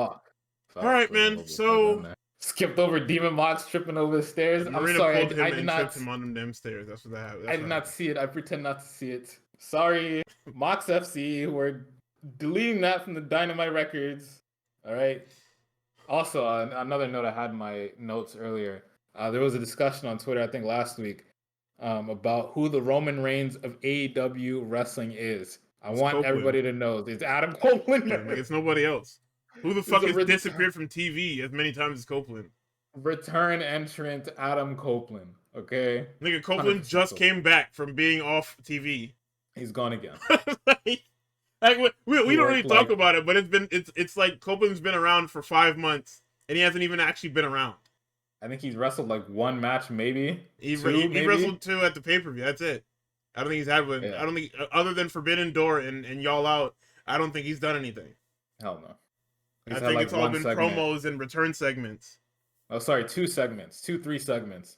I think one with him and Christian reuniting, one in Philly about FTR, where Christian said the your father's death thing, and then the third in Toronto before the show.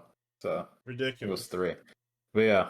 All right, well, So time to go to the gated community and see what they've got over there. real quick, I did watch the Consejo Mundial Lucha Libre Noche de Leyendas Pokemon Zeta fucking Team Hall Lucha versus Team of Champ show. That shit was Did you watch fucking that? awesome. Of course. Hell yeah. I I mean, mean, most of these matches were, like you said, Saturday morning cartoon yeah, matches. they were definitely going like half speed in this one. I mean, that's more so just how Lucha Libre looks in CMLL because they're more traditional. But it definitely was not like a full speed. Everybody's just doing the goddamn thing. Yeah. Niggas were very much going easy because it's a fun, casual show. So, I mean, Uh, notable gears that we had in terms of Pokemon representation was Kira, who's Togepi, La Catalina, who is Sylveon. I don't know. I looked at Scotty and I was like, okay, Charizard, and then niggas said Zamazenta and Zacian. I said, that doesn't even fucking no. make sense. Nigga line. That's Charizard. We had, let me see. We had commentary saying that maybe Los Villanos later were supposed to be the poison trio, the damn Monkey Dory, Okidogi, and Fucking, Pheasantipity. yeah. Uh who the fuck came out? I forgot. Oh, That was T Soberano Jr.? yeah, Soberano came out in Gengar gear or Hunter, whatever the Yeah. fuck you want to call it. We had Teton in Incineroar gear, and Mystico and Hechicero were the headliners in the Halucha and Machamp gear, respectively. Yeah. But go ahead, take it Um, away. yeah, a lot of these matches were really fun.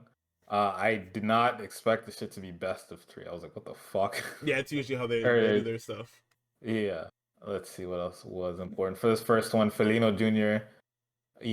Fucking Hijo de Stuka Jr. versus Max Star Futuro. There was a lot of cool shit here. That was like notably where I was like, all right, these niggas are going for like, slower speed stuff, just like, just having fun. Arena Mexico was fucking packed. That shit was packed as fuck. Niggas are having a lot of fun though. Niggas did a double moonsault onto the heel team. And the crowd was going nuts. That fucking ref counts slow as shit. Them niggas count slow as fuck. Hey, Niggas hit a Spanish fly 450 on each of the people for the double pin for that first match. Pretty cool. Next up was Candela y Reina Isis y Persephone versus Scotty, Kira, and La Catalina. I was like, oh my god, Persephone, I know that one. And I wrote down Persephone, if you go to the Fed, you don't get to wrestle for Pikachu anymore. So, you might as well sign that CMLL AEW dual contract. You know what I'm don't saying? sign that dual contract. Stay in Sign it. CMLL. Don't. Sign it. Let's see. I was very happy that I was watching a show where the crowd gets super duper hot for the women that aren't like the super duper top stars. I don't know if any of these are the top stars or not, but it was just nice to have the crowd be hot and like excited for them and like boo them niggas and shit. Persephone got booed as like a heel when she was doing some heel shit. I was like, oh my god. But I was like, makes sense because Catalina's team, they were all wrestled as they had Pokemon themed gear, so I was like, all right, the people just want to see the Pokemon, right? Because niggas got Kira, she got her own chance, but then she also got Togepi chance too. Fucking awesome. Lucha Blog was talking about this the most over Togepi been since 2001. That's good as fuck, guys. That's true too, though. Niggas have not cared about Togepi since that motherfucker left Misty's hands, bro. My god. Scatty at one point vaulted completely over Rain Aces, and the crowd was like, oh my god. Brother. Kira had a tope suicida that was fucking clean. La Catalina had a backwards electric chair that I thought was fucking fire. Let's see. Skip ahead a little bit. Let's see. I mean, the finish, I thought that was pretty cool. Kira hits a moonsault, I think to the outside.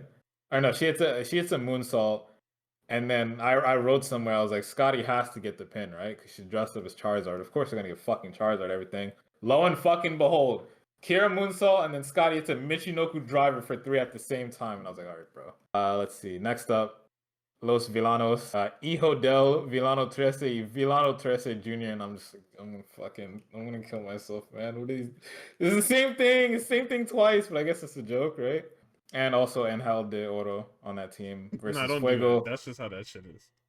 Dulce Gardenia y Templario, who I haven't seen him mad long since his fucking collision match, probably like 2-3 months ago. Who you talking about?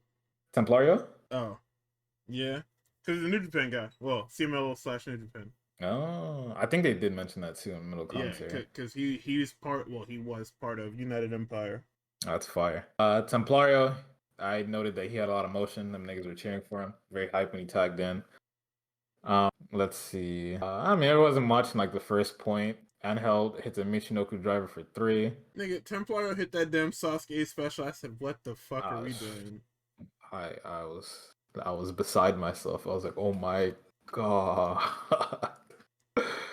I know that the CMLL mats are loud as fuck. You can hear that shit over everything, bro. No matter how hot the arena is. Somebody hits that mat, you gonna fucking hear that shit. Let's see. But Templario hits, I believe, Villano Tracy Jr. to the outside. Super kicks Angel, then hits a step-up Hurricane Rana into a spinneroni damn near. Then hits a tope suicida after. Niggas hit splashes to both Villanos. Then they both get the upper hand and then hit splashes on the inside for the win. So Rana Jr. pulls up just to show off the ZA title. Cool as hell. And then we go into the main event. Barbaro Cavenario, Ivolado Jr., y Hechicero versus Mascara Dorada, y Titan, y Mystico. I have to assume that niggas could not get the rights for Mystico's music. Because it's fucking Undertaker gong hits. I think that is his theme, brother. There's no way, because you can't hear the crowd at all. And usually the crowd is like right there with him. Because Mystico has like a million fucking themes. So. Does he? Yeah, because they play whatever in that fucking arena. But these niggas hit the Undertaker gong, and then the Halo Gregorian chant, and then some other thing, and I'm just like, what the fuck is this? You gotta remember, like, when we were talking about AAA, I was talking about how La Parca used Thriller. Them niggas did not pay for Thriller. Oh yeah, no. But then it's like, did Tony pay for Mystico's music then? I don't know.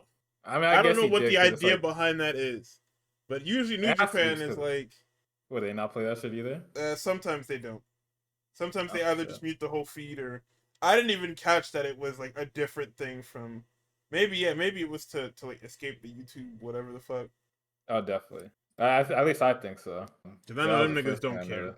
Mystico's Halucha and Hechicero's, I think specifically, I could be wrong, but I'm pretty sure Hechicero's Gigantamax Machamp. Yes. Let me see, because I know he had some of like the black spots on him, and I'm like, Machamp don't have that shit regularly. Yeah, it's the G-Max one. Yeah. Mascara Dorada refuses to shake the hand of Volado Jr. I'm sure there's some lore there that I'm not sure of. Commentary mentions Mascara Dorada fighting Takeshita and Okada at All Out. Crowd is hot as fuck. Volato, bro, they run a fucking unmasking angle on Mystical like 3 times, and all 3 times they basically get the fucking thing off his goddamn head. I know what the nigga's hair looks like. I know he has hair, and I'm just like, please stop, please, They ripped that please. shit right off his fucking head, and everybody's like, "Whoa!" You know, niggas get massive. We get Culero chance off on a All Pokemon stream. I'm night, like, nigga. Nah, it's not just Jesus that match. It's Christ. all night. It does. Yeah, Yeah, niggas mask getting torn off happens literally every fucking Friday. So you just yeah. And it happened a couple different times just that night too. So I think I did note too. I was just like, all right, so niggas run this spot, you know, down here too. It's not just like, oh, Americans fight Mexican niggas and they do this shit. It's like, no, it's like also part of, you know, that program as well. Let's see what else. Barbero gets the pin, springboard splash. You know, primero caída goes to the evil niggas. There's some kid, there's some child out there, alguien niño, with a fucking Bills jersey in Ciudad de Mexico, Mexico, bro. I'm like, what the fuck? what I are don't you know. That's looking so for? them niggas showed that to me. Like it wasn't even like I was looking for that kid. It was just like front and center. This little nigga with a fucking Bills jersey on. I'm just like, what the fuck? Of all teams, I don't even think them niggas have like gone anywhere. Actually, no, it's mostly They the might have Raiders had that a plays game down in there. Mexico, right? Maybe I think usually the Raiders go down You there. keep talking. I'll Raiders check. Chargers. Yeah. Let's see. They start off with Volato Jr. trying to unmask Mystico again. A Halucha chance trying to bring Mystico back to life. There's a spot here that they run a couple of times where Titan gets like the physical tag, but the ref is like, no, you niggas didn't like do the high five. I'm not letting you in. And then at one point he like starts slapping the top turnbuckle. And he's like, you got to get that. And I'm just like, okay. Mascara Dorada gets a tag, but then he's like, no, you're not coming in either. And they just jump Mystico for like 5 minutes, right? Mystico eventually pops back up, the Hurricane Rana to Hechicero, and just to get jumped again, right? Mystico gets a double arm drag. Then they pop him up for an assisted drop kick. Then Dorada hits a splash. Then Mystico and Titan hit Tope Suicidas. And then Dorada's up top with a moonsault for 3 for the second round. Then they start off the third round by kicking Barbero in his fucking nuts. And then all the niggas, all the heels, they get a little power going on the outside. And then I think it's Titan that's like kind of just like asking the crowd. Everybody just going out, where? Get the fuck And out tell of them. here. And then Mystico is something that I think is so cool, right? Arena Mexico's packed out, right? This nigga has somebody set up in the corner. He quiets. He does the shush motion. Arena Mexico quiets. They don't get completely silent. Them niggas get really quiet, and he hits that chop, and I'm just like, holy shit! No, that nigga is That God. nigga, he got motion, man. What the He's hell? quite literally the closest thing to God in that build. It's just. Oh my god. Also, to answer your question, the Bills haven't played in Mexico, but there is a group of fans in Mexico called the Bills House Mexico, which is a Bills backer organization in Mexico City. Because they went they had like a news thing a couple weeks ago where 44 of them niggas traveled like 2,000 miles to watch the Bills season opener. So that's what I dope. see here. This is like a whole That's thing. dope as fuck. Maybe they talked about it on commentary too. I don't know. But that's cool as fuck. Mystico runs the rope. Volato Jr. tries to shake his hand. Mystico not buying that bullshit. You can take that shit back home with you. Titan with a lot of front flips and a dodge, then a split kick to Hechicero. Titan hits Barbero in the head, then he does the worm. Barbero does the worm, then goes crazy, just for Titan to hit him with a springboard crossbody splash. Titan then hits that shit that Ray Phoenix Jr. hit off the ropes, where he like holds somebody's hand and does like the fucking drop down to the second rope, back up to the first rope, down and up again. Yes, sir. And then into a Hurricane Rana. The crowd goes crazy for that shit. And they started chanting something. At first, I was confused. I was like, are they chanting Este Lucha? But it's Estos Lucha, I believe. Let's see. This is indeed Lucha. The faces try to leave the ring. The ref doesn't let them. The ref, I think, throws Mystico to the floor at one point. I'm just like, Jesus. And the heel referee is something that's lost in like American wrestling because they did it to fucking death. But it's just so funny to have like a referee that just sides with all the fucking scumbags. Yeah, I wish niggas would run that more often. That was fun as fuck. I was like, what the hell? Mascara Dorada bounces off both ropes, then connects to the corner to then hit a deep as fuck arm drag. He then launches off of Hechicero's neck for a Hurricane Rana arm drag combo. with one of the smoothest Hurricane Ranas I've ever seen. You know, he does that shit twice in a row. Mystico with what looks like an around the world kind of slam into the mat.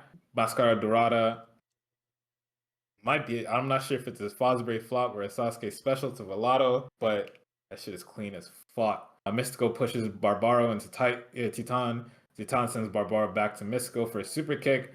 Then Titan does a stomp for 3, which doesn't end it. I was like, what? Maybe it's different rules. Maybe you got to pin multiple niggas at once. Mystico goes for a splash on the Hechicero, who catches him. Then Mystico goes for something. I don't even fucking know what he hits Hechicero with. And it ends into a crossface to end it off. Oh, it's La Mystica. That is, La Mystica. I'm stupid as fuck. But yeah, crossface to end it off. And that was a show. Very fun, very cool to see like a collaboration like that happen, to like mix two things I'm familiar with, fucking Pokemon and like wrestling. When that fucking Holucha Machamp trailer dropped, we had to get a discussion going about Machamp's booking, because that guy is ridiculous. No, that he needs it. What do you mean? You see what they did to him? You know, fucking funniest part is, niggas killed the territory with that bullshit. He overall lost the event 3-1, which is crazy to me. But they only had like 4 matches, so I get it. But you know, it's funny. I say I made a joke about how fucking Machamp might as well be on the Don Callis family. Guess who's on the fucking? Yeah. Who's representing Machamp? I saw that and I said, holy shit! You can't make this shit up, man. It should be real life, man.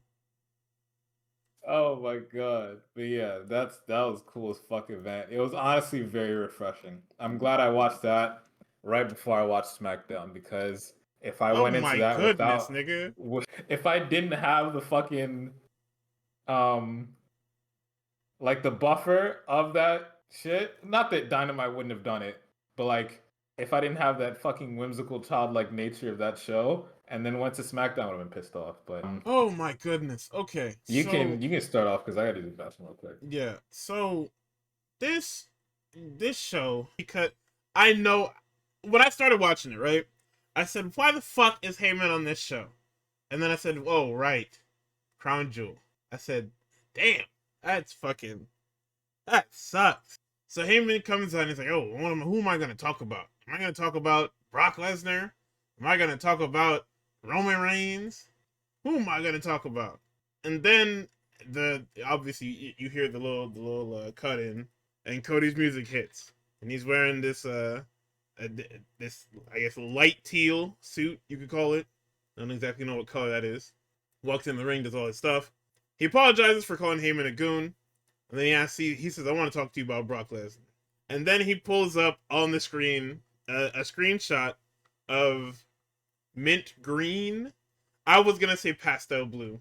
And I was going to write down pastel blue. But I wrote down teal and I said, that's enough. Mint green. Okay, that's definitely mint green. So they pull up the Heyman and Lesnar screen cap from the website, and they say, hey man, is this like a long-term thing? Because from Brock's look, that don't look like a short-term one-time thing, gang. Then he asks, who am I talking to? Am I talking to the Oracle? Am I talking to the Wise Man? Or am I talking to the Advocate? Heyman said, you talking to the GOAT, nigga. Who the fuck? Hey, you know who I am? This is nonsensical levels of Paul Heyman is a main character in this show, by the way. Like, the fact that, like, I don't mind Heyman being a main character in this show for the same reason I don't mind Callis being a main character in this show. But Heyman, Cody asking this nigga who he's talking to, he said, you talking to the fucking GOAT, man. Who you think, what do you think this is? That shit is crazy. This fucking Paul Heyman glazing segment is crazy. Nuts. One thing I wanted to bring up real quick, when Cody interrupts and then, you know, he like talks to the crowd a little bit, he says, did we all get a chance to watch that WrestlePalooza recap? Everybody boos. I don't know if it's because of the recap that they showed, or if the niggas are booing WrestlePalooza itself. That's what it is. Oh, probably. But I was hoping they were just booing WrestlePalooza, because that'd be very funny. But yeah, that shit is fucking crazy. I guess a segment. So, let's see. Heyman then says that when Brock Lesnar is around, everyone is in danger. In parentheses, that's a horrible thing to say. Like, even in kayfabe, he's high key burying that nigga. Like, maybe we should stay away from calling Brock Lesnar dangerous to everybody around him. Like we know what it is. Brock Lesnar's been around for like ever at this point now. Like as a part-time competitor. So maybe we should stop saying these things, just in case. So then, out of nowhere, I guess because Heyman's fear factor, like the little meter at the bottom went up and it's full, because the Bronze appear, and they get into the ring. Cody said, "This is about time I ran into you, huh, nigga?" Look at that Braun Breaker. He said, "Yeah, Heyman calls you the future main eventer. He calls you all this stuff." And he probably says the same thing to Bronson too. You look at Heyman in the background. Heyman about to shit his pants. So Cody then mentions that he studied under Gordon Solie. He studied under what the fuck is that guy's name? Not Vern Gagne. Probably Vern Gagne. But he studied under a ton of bookers from the territory days. But he cannot. He also mentions Bischoff because his family was WCW back when it was like Jim Crockett Promotions and shit like that. So he would have been around for like majority of that. But he mentions that he studied all these bookers and he can't figure out Heyman. Who is Paul Heyman loyal to? And then this is when Braun rips his fucking shirt, crazy style, and Cody said, "All right, bet." He said, "You know what? Fine, yeah." Takes his coat off, throws Booker his watch. Booker catches his watch, and he starts to fight. It was funny as fuck. Nigga, he undresses and he starts whooping their ass and said, "Hey, what's happening here?" And then like Cody at the end, he was stalling like shit, bro. Like, a nigga was just talking, he was just like, I was just like, in kayfabe, it's probably him continuing to talk just so somebody can come out and fucking help him. Nigga. Yeah, Randy comes in. Randy comes in to save this fucking guy. He tries to RKO Breaker. Breaker throws him into Reed, who gets RKO'd. Then Cody lariats Breaker over the top. Randy grabs and looks at the belt, but hands it to Cody, and they hug and everything. Yeah, we're still teasing that. So, Street Profits are with Kathy Kelly, and apparently everything is fine. Supposedly. These niggas said there's no more tension. They do their stuff. They say brothers fight, but it's good now, and they want the smoke. We head into our first match of the night, probably 25 or so minutes into the show. It is the Street Profits versus Melodome Miz. This is for the tag team #1 contendership. Boy, does nothing fucking happen. As they walk to ringside, Michael Cole says Booker T wants to smoke. And then Booker T goes, "Yup, okay," and he laughs. And I'm just like, I'm gonna cut my ears off, man. Yup, okay, that's a bet. Oh my god, Noah Lyles is in attendance. Oh brother, yeah, that's a guy. I thought that they gave the Miz a new theme. But either I haven't been paying attention or it's just the fucking extendo on that shit. So there's like 3 versions of this fucking theme, right? This was the one he was doing back when he was actually starting to call himself the A-lister. Because it has the hot little... It's like the Hollywood rock shit. Where it's got a little intro into the theme. That's fire. I mean, yeah, that's pretty good. I'm not gonna lie. So, these niggas have matching gear because they are a team, except they're not a team. Because they're definitely not a team anymore. Nigga, they were in a team in this match. Fuck that. Fuck the finish. Carmelo Hayes was not with the process whatsoever in this fucking match. Yeah, they at least had better synergy than they usually did. That shit is crazy. Let's see, another commentary point. Cole asked Booker, what do you think about Melodome Miz? Booker T, and this is paraphrasing, he's just like, I like the name, it's catchy, but looking at Melo come out and do that walk, looks like a bona fide star, man, and kind of insinuating he should be doing that shit by himself. Yeah. Which is cool whenever Booker T is on main roster commentary for NXT stars, which I'm guessing is something that they're like fucking soft launching. However, if you're gonna soft launch this Booker T being on the main roster shit, bring Vic Joseph with you, bro. Do not. Michael Cole needs to take a break, put man. him with Wade Barrett. Yeah, no, Michael Cole, we gotta get you out of here, bro. This shit was. There's more that I have written down, but this shit was awful. What do I like about this match? Let's see. Miz started doing them fucking kicks at Docs, and niggas started doing that yes sir. They know what it is. If he's not here, we can finally fucking cheer for it. we don't gotta boo it because he's here. So it's ours now. It's the it kicks. It's not no fucking yes kicks. I guess. So, nigga, okay. The most important thing in this match, as you could tell, is that these niggas are on the outs. Boy, Yeah. Melo hits that first 48 and goes up for nothing but net. Miz blind tags him, and with the grip of God, Melo refuses to let this nigga go. Yep. So yeah, off of that, Tez tags Doc in and go on his crazy hot tag shit and hits fucking everything. No. Spinning neck breaker. He hit every instance of comeback he fucking could. Everything. Literally everything. The kitchen sink, nigga. And then, these niggas hit the anointment. And, Miz is getting pinned and Melo can save him and he just fucking lets him go. He says, you know what? Fuck this nigga. This duo is done for. This dude is beyond done for. Obafemi incoming. The Prophets stare down the Wyatts. Don't say that. Don't fucking say that. Sorry. Prophets stare down the Wyatts, and that's probably tomorrow. Not tomorrow, it's Wednesday. Shit. It's on Friday. They said at a later date, so I don't think they know when they're putting this fucking thing on. Who the fuck cares, man? They don't care either, is the problem. Like, what do you mean? It's for a tag match at some point. Book the show! What do you mean at some point? Say if it's gonna be at Crown Jewel or not, stupid.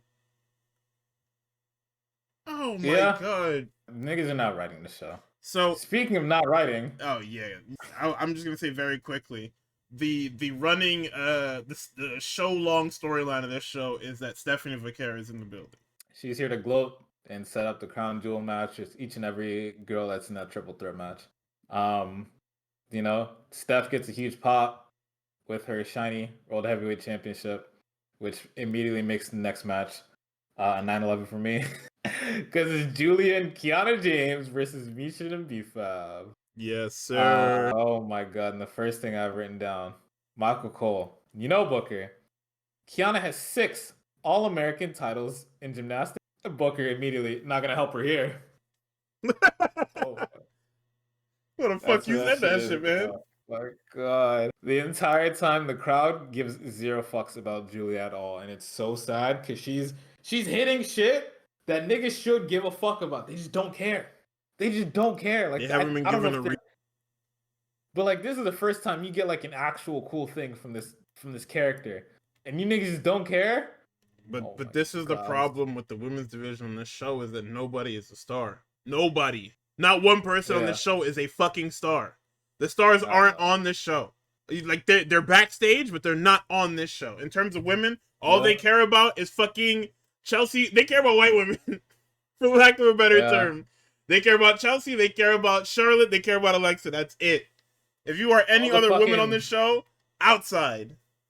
All the girls that people cared about are either hurt, Bianca, or other women of color. That are hurt, Bianca, on fucking Raw. Because Naomi was she was hot when she was on SmackDown, and then they was like, yeah, you know what? Let's send her to Raw.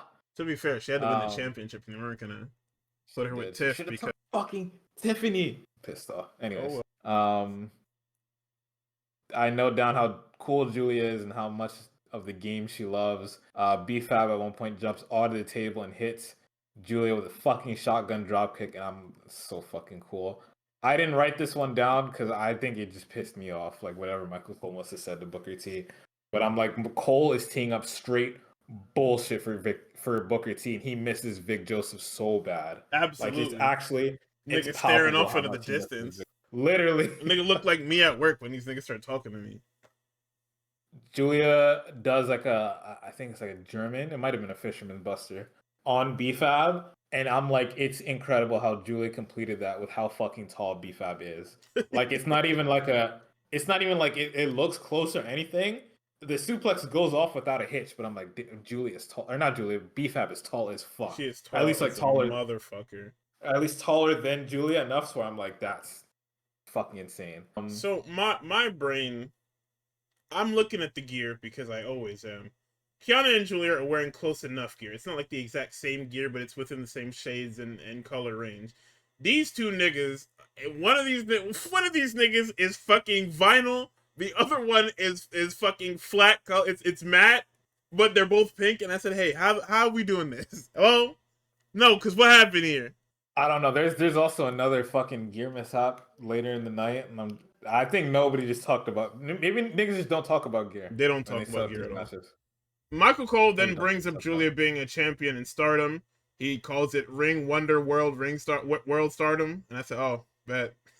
And then he says New Okay. Japan, so he's highlighting Okay. the red belts and or the red belt and the strong women's title. Yeah. Pretty cool. And then I wrote, "So why the fuck couldn't we do this for Jeff Cobb?" No. Then Can't do we that. get Northern Lights Bomb for 3. And what sends me up a fucking cliff is that the camera then pans through through the screen, and then we see that the tag champions are watching this backstage. Neither of these niggas are in contention for a goddamn anything. This match is over a United States Championship match. Nigga, what the fuck are y'all watching that for? Yeah. None of these teams I are in contention. I don't know. So then an actual team in contention walks up. Zarya walks up talking about, yeah, we're next. They said, what? So, Yeah. they argues like, Zarya's like, yeah, we're gonna whoop the fuck out you niggas. And Soul's like, yo, can you, hey, stop embarrassing us in front of the fucking old people. So Lex is like, yo, listen, you niggas aren't gonna get a shot because not only do you not work here, but y'all aren't even a real tag team. Like, you guys can't even get on the same page. I said, you and Charlotte are not.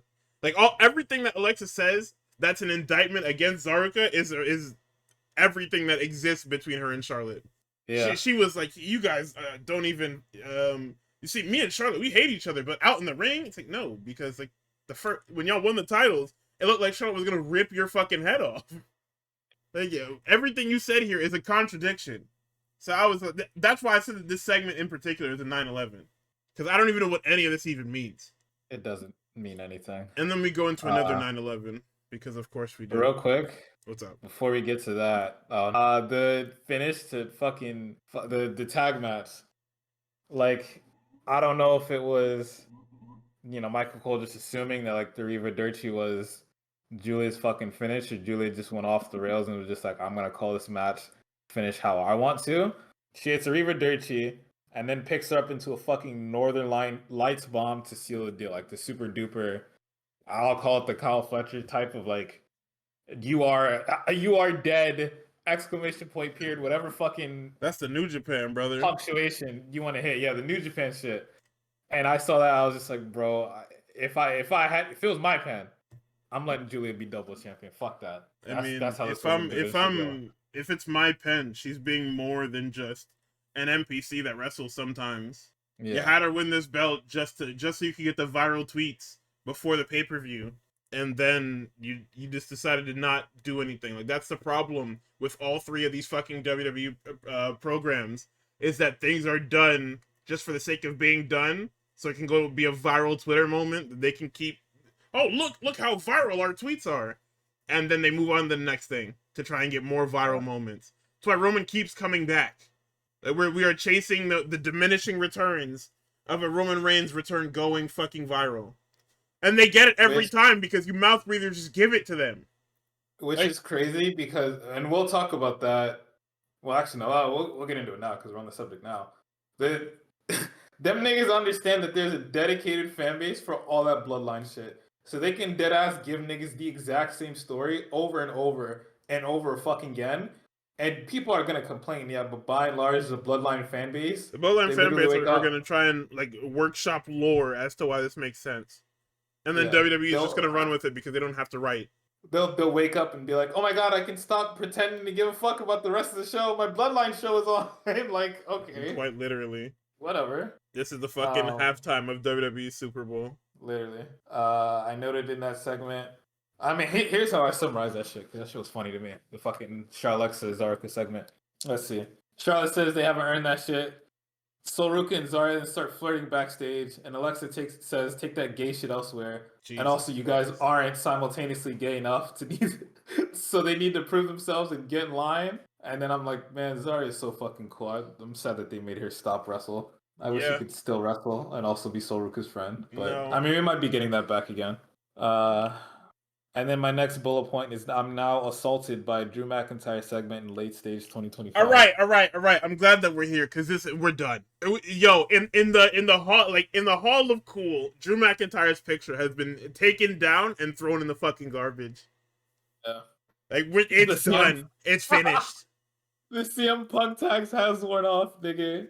Nigga, the picture, like, I don't care about Drew like God. that, but the fucking picture of Syndrome ripping that nigga's picture off the fucking thing, I didn't want to use that one because it looks crazy if I use it, so I use a different one. But yeah, we're taking that nigga picture down, man. Take that nigga off the trucks, too. Man. It's over, dude. Get What that, did they keep do? that nigga off any type of promotional anything. Because we are done. That shit is finished. The Drew McIntyre died like a year and a half ago. This is so bad. Like this one was. Oh my So, god! So this nigga comes out here in this funky little shitty ass boot, walking boot, man. Like what? he hops down to the ring. He's like, "Yo, this is the building that he returned in at Takeover. He won his second World Championship in. He got screwed here out of the WWE. Okay, man, thank you." Drew then says, "It isn't a DQ. It's my match to throw away." And it's like, "Yo, what? What? Why'd you say that?" Then he prompts that there's a conspiracy. The referees and everybody work for Cody Rhodes. They do not work for the WWE. They work for Cody Rhodes specifically. I said, brother, what are you doing? Oh my god, I couldn't believe my ears. I was like, what? Son, Nick Aldis comes out and says, "What the fuck are you even doing out here, man? You lost! You lost! What is it with that fucking boot? That's not ours. Our doctor didn't put that shit on you, weird ass nigga." Oh my god. And then this nigga, he tries to say, well, of course your doctors didn't put it on. You're all paid off by Cody Rhodes, and all this was just like, okay. I got my own medical team. Oh my god. I'm leaving. Hey, that's it. Alright, I'm heading out. Hey. I don't care that I spent $6,000 on these fucking floor seats. I'm leaving. That's it. I gotta beat traffic. Like, oh wow, I gotta beat traffic. I gotta get the fuck. This is secondhand embarrassment. All this literally says your chain is fake. Leaves, and I'm pretty sure as that nigga goes back to Gorilla, he tells Jacob, he's like, yeah, go ahead and handle this nigga. Go kill this nigga, absolutely. And then my bullet point for that is, oh, Jacob Fatu finally has another storyline. Nigga, they pulled Jacob out of the fucking toy box, and he comes out for no reason other than to sun this man. He walks in the ring before Drew can say anything. He snatches the fuck out of that mic, like with both hands, like the greedy snatch, nigga. Yes, bro. he snatches that shit with both hands. The shit that your 4-year-old do, you gotta tell him, no, we don't do that, bro. we ask for things. He thinks that shit. He says, "You need to shut your bitch ass up and stop bitching." I said, oh. Somebody posted the fucking flight gift where he put his shirt over his nose, bro. Cause that, oh. So, Jacob Fatu's verbatim, shut your ass up. Just to double back, tap into something else, stop bitching. You come out here every week. You cry, you complain, you blaming everybody else for your wrongdoing. Matter of fact, why don't you sit your peg leg ass down? That was fucking crazy. Then Drew double fist grabs the fucking mic back and says, what do you say? "I'm Drew freaking McIntyre, and you want to come and punk me out?" I said, that's it. Hey, that's like 6 strikes on its own. What do you mean you're also freaking? You're freaking too? Hey, that's it. Get out. Nah, like I said. He then says, if I wasn't hurt, Jacob says, if you wasn't hurt, what? You about to do shit. Because you must have forgotten that Jacob Fatu is all gas. And then at colon, I said, I'm over it. I'm over it. So he starts saying the catchphrase. Nigga, he hits him with the least effective Glasgow kiss I've ever seen in my fucking life. Nigga, that shit did 1. Nigga, that shit did 1, and he immediately got crit with that fucking super kick, and it was over. That shit did 6%. Jacob Fatu have 5% leftovers, bro. I'm basically back up to 100. Actually, brother, he super kicked this nigga, and it was a critical hit. He lays the nigga out completely, bro. Then he takes the fucking boot up off of him and then smacks him with it. He kills him with his own fucking boot. The aura loss is so insane, bro. I would be literally in tears if I was a Drew Nigga, McIntyre I fan. I am would actually. begging for Solo Sikoa to come back. Oh Cause my you are in god! Solo's spot. Hey, that's not your spot. How did you and If Solo Sikoa switch fucking spots on this roster? Hey, nigga, if I'm a Jacob Fatu fan, I just won the fucking Super Bowl. Are you crazy? nigga, he I punked could have out a main event guy. punked out a main event guy. We went like 95% of the fucking segment without the goddamn catchphrase. He looked very strong. Nigga, I got everything that I wanted. I'm so up. I'm super up, brother. Oh my This is hey, Drew god. McIntyre better not show up on my fucking show again. That's all I We know. asked for Jacob versus Drew a year ago and they gave us the shittiest version of it. Yeah, they did. But the worst part is that it's only shitty because Drew is at the worst place in his fucking career. Yeah. Jacob's fucking fine. He just hasn't been on TV. But Nothing has no, this is changed for Drew. Mr. Fatu other than he's not in the employment of fucking Solo Sikoa. You Drew gotta hope McIntyre that is just a fucking dork. you literally have to hope that boot that fucking Fatu hit him with fucking knocks out all the corny that this nigga has in him, and he goes Nah, back it's to not being a happening. demon. Like you literally have to hope. Yeah, Jacob is has a up. city merch. Oh yeah, we're back, bro. And we We're talked about that fucking shit like a back. month or two ago. Like that shit was crazy. That Raiders one looked crazy. That Raiders one did look crazy. So Tiffany is getting ready in the locker room. Steph walks in and says that the match would be interesting. She said, I'm about to fuck this match up crazy style. What you mean? Tiffy literally says verbatim. I'm not paraphrasing. She says, "We ain't your little niggas, man. Uh, Little niggas have big homies, bro. I'm about to beat the fuck out of your crown these jewel, two nigga." niggas that I'm about to fuck this whole matchup. Like this whole thing, I'm about to fuck it up big style. Oh my goodness, So bro. Sammy is with Phoenix. He thanks him for the challenge and the great match they had a couple weeks ago. Nigga, if you look in the back, like I Spy, Shinsuke is walking around in the fucking dark. Okay, I was about to ask you, nigga, is that shit? Because I saw that nigga back there. Shinsuke I was like, is who the what. fuck is This that? is the reason why Andrade just fucking crip walked back into the other company. Because you're doing this, and Shinsuke is sitting in the fucking darkness, walking around. I literally leaned for it like I was playing a horror game. I was like, who the fuck is that?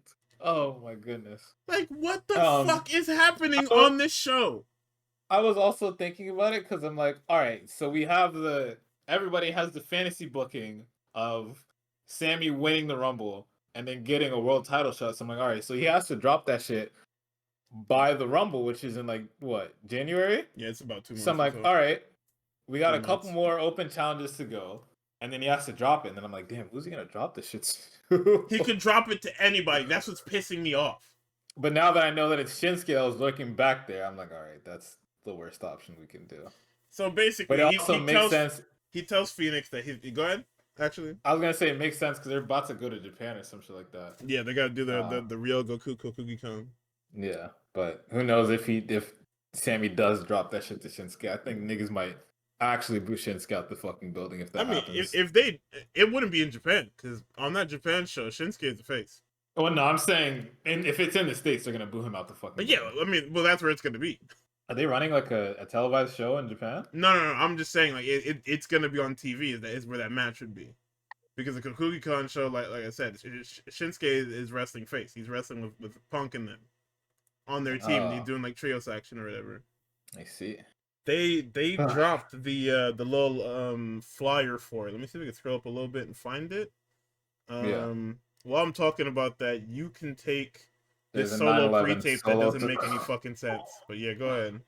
I don't know why they're doing this. My title for this segment is "Oh my God, bro!" This is a Solo Sikoa segment, and then my next bullet point is "What the fuck was that?" So what I interpreted this as is the fact that everybody on Twitter after the last Solo Sikoa segment was like, "Where the fuck are the other two? Why is it just him and fucking Tongaloa? Why is it just him and Tongaloa? Where are the other two fucking people?" He said, yeah, we're going for a tag action. He wasn't on the show, by the way. They didn't run any tag matches besides Melo, the number one contenders match, right? So they heard everybody's like, oh, the other two are dead? And they're like, no, they're still here. So we get this little Jeff Cobb thing, and he's just like, yeah, my man's Jeff Cobb is here. Sorry, my man's JC Mateo's with me here too. You know, JC Mateo, he wrestled professionally, like he does this shit. I don't know if he said the Olympics, but he mentions like, yeah, he's wrestled all around the fucking world. And then Nigga, they I showed don't him with think, the fucking Ring of Honor and never open weight title. I said, good lord. yeah. So So this we means get, that I'm getting a fucking Hikuleo one next week too? you are getting a Like, Hikuleo are one we just next week. reintroducing this group? Are we restarting from zero with this group? I guess this is like the reintroduction for the group, Is so Solo that next up? Is that what this I don't is? know. No, I don't think so. Maybe for the tag belts.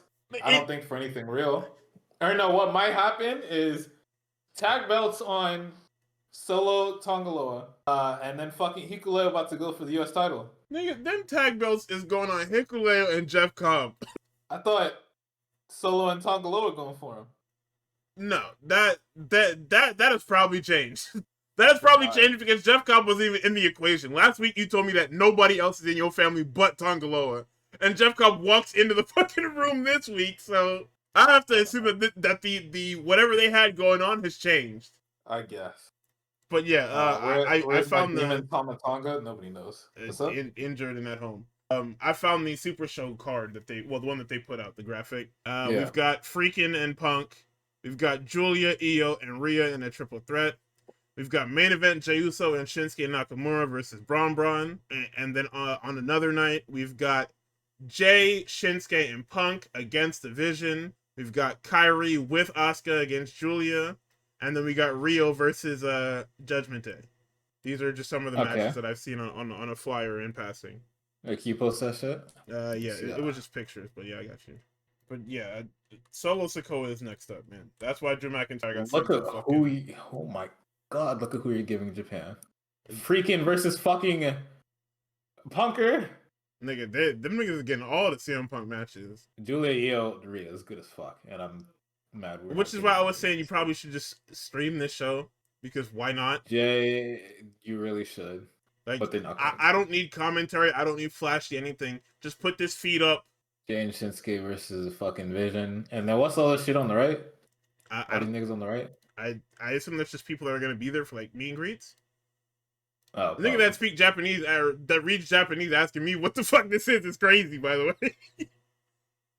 Wait, that's true. Look at LA Knight and J. LA Knight. Oh my god. Oh my god. They got away AJ too. Even like, they put AJ Styles in whatever, man. Forget. Y'all know you used to work here. Hello. You're a fucking foreigner now, nigga. Sorry. Holy shit. My fault, but you know I fucks with you, right? So Solo's not next up because when have I been right? You're right. And listen, when I'm right, it's bad for everybody, like I said. So like, God, they put fucking freaking with the Vision against Punk, Jay, and Shinsuke, the most random team up ever. The most here, nigga, damn. Kyrie versus Julia, fucking Rio versus okay. So let me see what this shit is on the right. So Sammy basically, when he was talking to Phoenix, he basically said that he's wrestling an NXT guy tonight because he was like, "Who knows? You know, literally, you know where we are, right?" And then he leaves. In Orlando, so he said, "All right, amigo, I'll catch up with you because you know, amigo." Yeah. So the Sami Zayn Open Challenge comes out, and that boy is indeed fucking bouncy. It is Javon Evans. The night before, he has to waste a fucking pay-per-view match against Josh Briggs. He didn't get a big pop, even though it is technically it should be like half PC. Then again, those PC tickets are free, aren't they? Them niggas is broke. Wow, you can just walk on the fucking. It was up too high. Whatever the fuck that shit is. I hope they don't change Javon's intro. I like Javon's intro a lot. I like it a lot. Yeah, that's getting changed. Crazy stuff. So sorry to deflate your old thing, man, but you know what it is. Come on. Oh, come on, man. That one's good. Yes, it looks good. And like when the fucking shit breaks and it's just him going, nigga, that's as good as fuck. Get some random black kid fucking tweaking and geeking in their house, man. Yes, anyway. And like everybody said it, but like Javon is gonna be a lot of black kids' fucking favorite first. He's gonna be everybody. He's gonna be this generation's Jeff Hardy, and they know. I had Javon Evans as a kid. Oh my god, nigga. Why do you think bro, me and Alvarez have been saying this for months. This nigga is main roster ready. Stop playing with this nigga. No, he's actually Look good at who you have in between NXT. Look between that this locker room right there. You tell me who the fuck is even remotely close to this nigga. nigga. Even when I watched him against Randy last year, he was good as fuck in that match. Oh my! You look that locker room right there. You gonna pick Josh Briggs, nigga? You gonna pick fucking who's another one of them niggas that I hate? It's fucking god damn it, I don't even remember who works down there. Some fucking I don't even know who works down at NXT that I hate. Let's see everywhere. Some fucking Hank and Tank nigga. You got Joe Hendry down there. Lame ass Joe Hendry. Hank and Tank next though. Yeah, look at this nigga right here. Anyway, this match was fucking awesome. It was actually so fucking fun. So this match continues the trend of Sammy working. No, stop. So this match continues the trend of Sammy working from on top because he is the veteran in this in these scenarios. So whatever Javon is trying to get started, Sammy is able to easily ground it. Let's see. We've got a top rope tope where Javon just takes flight straight up. He's able to get out of the Blue Thunder Bomb and he hits that damn rope bounce. I don't know what the fuck that is. Damn kick. Nigga, whatever this top rope Hurricane Rana was, where we went from Spanish fly position to Hurricane Rana to the fucking mat, that was insane. So this nigga, he hits the Hurricane Rana and damn near fully rotates before he even reaches close to the bottom of the mat. I said, what the fuck? Brother, this also at the beginning of the match, as Javon's walking to the ring, Booker T wakes the fuck up as soon as Michael Cole asks him about his son. Absolutely, this nigga put on. Oh yeah, man. Hold on. Oh yeah, man. You just had that nigga watch fucking 10 minutes of Drew McIntyre. Look at this fucking show that you just put on for Booker T. You had Booker T come up here and you gave him a 25-minute Paul Heyman segment. You gave him a bullshit ass fucking Street Profits match. Nigga, Cody's lucky as fuck that Booker was awake after all that, bro. Nigga, you got this bullshit ass tag match for this damn United States Championship. Drew McIntyre, look what you did to fucking Booker T. Goodness, them niggas started chanting NXT and Javon Evans started dugging, man. Oh my god! Like, I don't know what to say. Like, you know, I'm very happy with the crop of Black MVP, Booker T, you know, Shelton Benjamin, Bobby Lashley. I'm very happy with the niggas I got in my youth. However, I'm fucking upset I did not get Javon as a kid. Niggas, he's a fucking little nigga spoiled as fuck. My nephew, I'm pissed off when I'm watching wrestling with him. And oh my god, Javon's my favorite wrestler. You don't know nothing about no Javon. I love, bro. Stop talking to me, bro. I might walk out. I'm so serious. I'm so sick. This match is so good, right? Let's see. Oh my god, right? The Super Rana on fucking Sammy for 2.5. Sammy Exploder goes to the corner, set up the haluva kick. Evans hits a fucking crazy knee. Goes for a fucking springboard tornado splash or some crazy shit. Misses that. Misses. Evans goes for the OG cutter. And then Sammy kicks out at fucking 2.7 or some deep shit like that.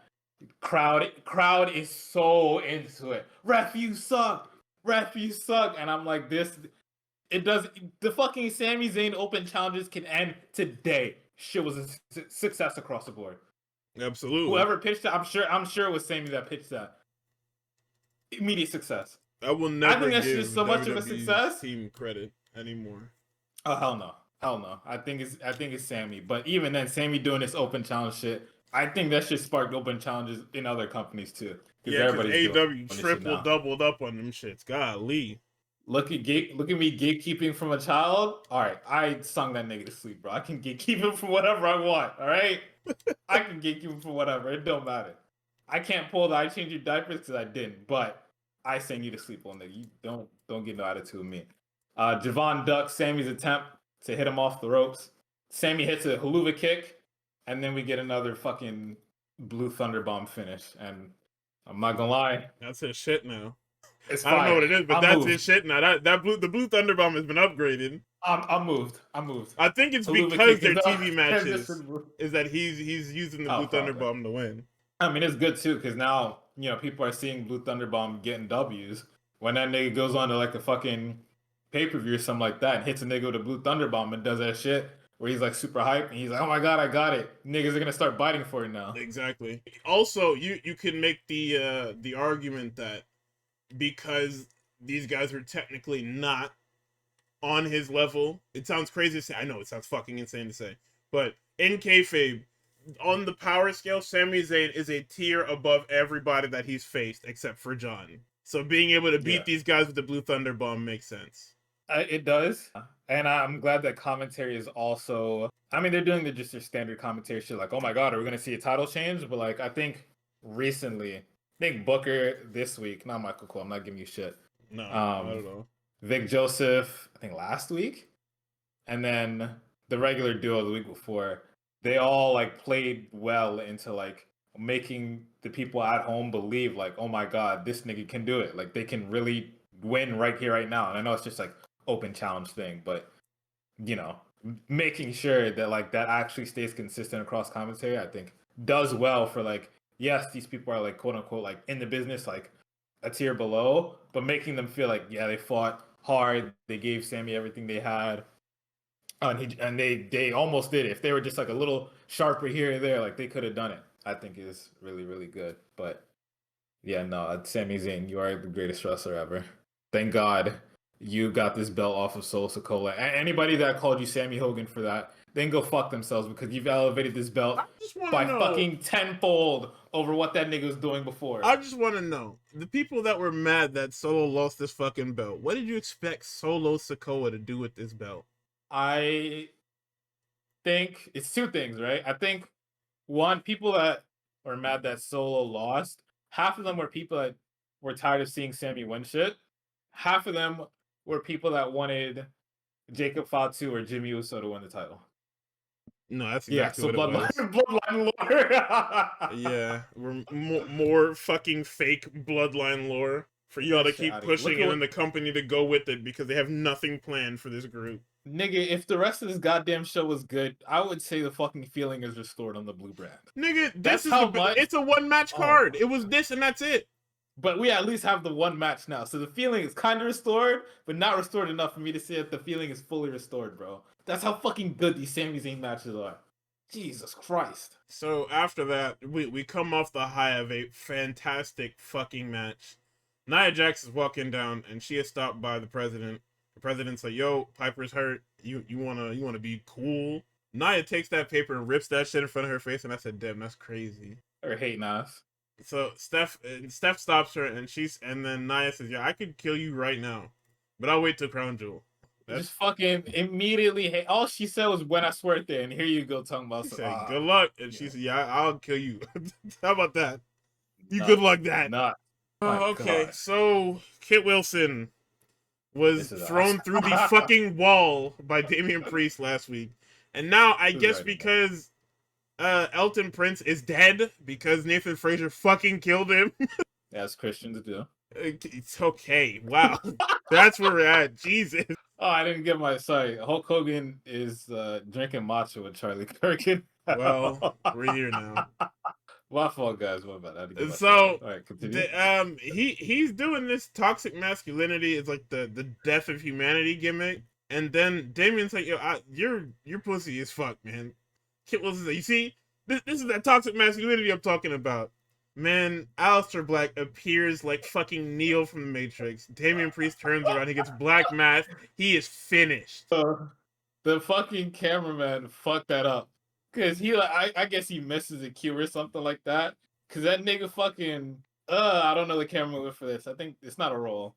I think it's a pan. We can say he pans around Damian and it shows Aleister back there. And then I guess he goes like, oh shit. And it fucking pans it back to hide Aleister behind Damian, unless that was like totally planned. But it's just weird because like that happens in the middle of Kit's fucking tirade about toxic masculinity that Damian no selling. Yeah, because what the fuck are you even talking about, man? Like, I hate Damian Priest, but what the fuck is Kit Wilson talking about? Can he wrestle? Hello? Oh, but he's in a tag team. You let him be Sami Zayn's fucking whatchamacallit. You're letting him fucking have TV segments with his tag partner. Let him have fucking matches with his tag partner. Hello, you know this is a wrestling show, right? Yeah.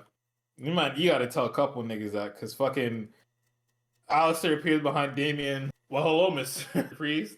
Damien's like, oh shit. It gets his Swings head on him. blown off immediately. No Black contest. mask, because I don't know what else Damien was expecting, right? You know, Alistair sits down. Feels like we're gonna do this until there's only one of us left standing.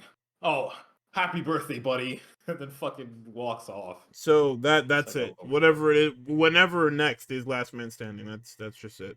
Thank God. No, that not thank God, because that doesn't mean we're done. Don't tell me that. Just don't say shit like that to me, man. Because I've seen that Vince era booking. Fuck? I've seen last man standing matches happen, and then we just go to the next match. Even kind of like how they're doing this fucking Darby Allin, John Moxley shit. Yes, actually, exactly like that. So in our main event, this is multiple 9/11s for multiple reasons. This had the Twitter timeline in a tizzy because the anti-Tiffany propaganda is like at full steam now. Niggas like, are tired of it, man. Niggas had smoke for Nia Jax, but they didn't have enough smoke. They didn't have enough smoke for Nia as they did Tiffany. I gotta find that fucking Tiffany Stratton account that was posting that goddamn Roman Reigns promo video after every fucking win, bro. Nigga, I found it. So Anyways. you found that shit immediately. Jesus Christ, nigga. In the I just typed Tiffany Stratton after, and that was the first shit that popped up. But all right, my first 2 points, right? Or my first 3 points, I guess. Lord help me. Second, sorry, did Cole say she as in who is it? Tiffany. Tiffany is the only unbeaten superstar on Raw or SmackDown. Is that what he said? Probably. I didn't hear that, but hey, he's not lying. Who the fuck she lost to this year? She won the title at the beginning of the year, nigga. I think he's talking about like unbeaten as in like her entire career on SmackDown. She's never lost. I mean, that wouldn't surprise me either. Because what was she? She was in tag matches with the then champion, and then Nia. She became champion. And then she cashed in on her, right? Goodness. So I mean, and then my third point is, everybody in the ring has these elaborate fucking intros, or Jade Cargill has a fucking like flex, and then like the hands shit. Tiffany has the fucking holding the title up, and then the fucking Nia tapping just walks down beautiful. like a regular nigga. Go, Nia, give us nothing. Thank you. Thank you, ma'am. I love it. I love the nothing. Serve us nothing. This shit is fucking crazy. Oh, Tony Storm gets. No way. I'm gonna kill myself. Okay. So this match starts, and this is nothing to write home about. They are basically. This is like the worst triple threat I've seen in a little bit, because they're basically just doing the whatchamacallit. They're all the singles matches that they've had against each other. That's the spots that they're doing. And there's like really nothing new. Like if you've watched this bullshit unfold, and by unfold I mean if you've watched just the matches, it's all the same shit. Like nothing new is happening in here.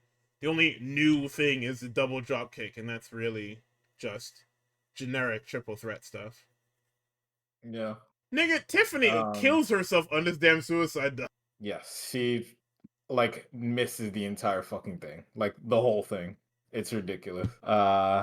Let's see what else in here is notable. Oh, you want to talk about these niggas with these fucking double red gear, and then fucking Nia Jax drew the short stick and got fucking puke green as the fucking gear choice. She chose that. She didn't draw no short stick. That's like in her regular closet. Like that's just she liked that shit. Let's see. Yo, you missed Jade trying to instead of trying to take the cover off, she just kills Booker T with it. Yeah, Booker T was upset.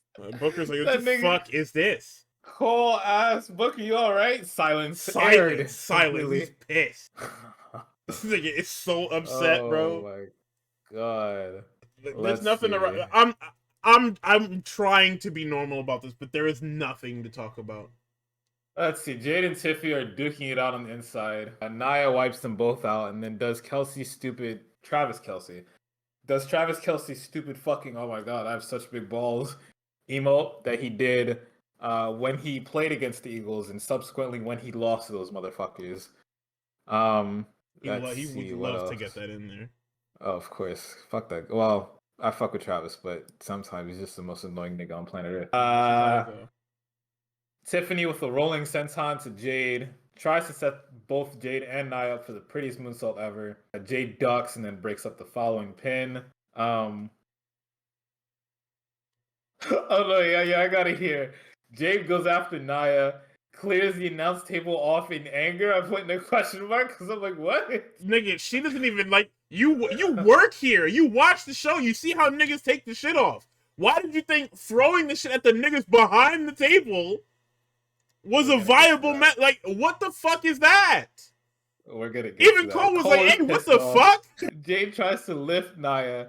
Doesn't work. Nia pushes Jade into the stairs. And now we have entered part 2. Because Jade is now busting open the hard way. The big way. Nigga, her face is opened up wild. Guess what Nia Jax does after discovering the fact that she's busted open her coworker the hard way. She's killed her coworker. Flexing. Yep. She's flexing and taunting. Hey. It was an accident, guys. Come on. Accidents happen in wrestling. Yeah, you know, it's not an accident when it keeps happening and you're at the scene of the crime. Bro, it's called intention. All the fucking fans of the women's superstars, they have that shit. They probably have that fucking video of Nia fucking up Kyrie saved on their desktop because them niggas started posting that shit immediately after it fucking happened. They're like, no, it's not no accident. She's done this shit before. She hasn't learned. Same fucking person. But we knew she hasn't learned. She has shown numerous times that she hasn't learned. This is, like I said, it's not the first time. It's not going to be the last. WWE is not going to reprimand her because they need her. Let's see. They don't care. Jade hits the Samoa drop to Nia. At this point, I've written, fam, where the fuck is Tiffany?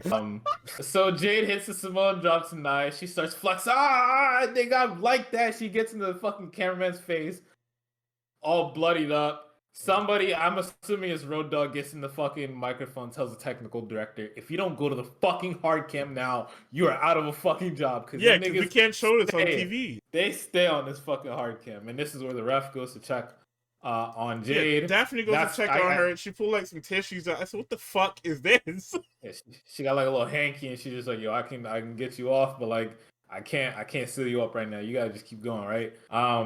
Jade hits the Eye of the Storm on Nia, right? I wrote it down because I didn't know the context at the moment, but this is where the Super 9/11 happens, right? Because Jade hits her signature. I don't think it's not her finisher because it's not no fucking Jade. Because I'm not hitting that on Nia Jax, right? I mean, she could if she was like that, but no, I know. I know. Eye of the Storm. 1, 2, and Nia is just like, Tiffany is not here. She's not gonna fucking break this up. So Nia kicks out. Tiffany drop kicks Jade out of the ring anyway. And then I have written down Nia doesn't kick out. But she doesn't, yeah. But at the same time, and so the whole point is that I posted the fucking Wrestle Purist tweet. Where is it? Let me find it real quick. I'm supposed to have this ready, but I was looking away. About the, what is it? The Booker T quote? So, okay, no, I have it. I don't have the Booker T quote. I had the fucking, so it says, regarding last week's SmackDown, it was said that Tiffany Stratton was late breaking up Jade Cargill's pin, and Nia Jax had to kick out. It wasn't said why the 3 wasn't counted for Stratton, as that was apparently the finish. Details are still foggy. So what did Booker say? So I have 2 quotes here. I have one from Exposing the IWC, which I'm not a fan of that name, but hey. Somebody says the end of this match was a perfect disaster. Tiffany was supposed to steal the pin from Jade to end the match. Nia Jax kicks out because she doesn't think Tiffany can get there in time. They should have called an audible immediately. Change the end of the match. Nia is a veteran. She needs to do better here. No excuse for Tiffany, though. She's a damn champ and goes for the pin. Pinning her makes no sense now because Nia just kicked out a second ago. That's why the ref didn't count to 3. Nia looks the worst here, though, which is facts. And then we get a quote from Booker, who gives his brutally honest opinions on what happens SmackDown match.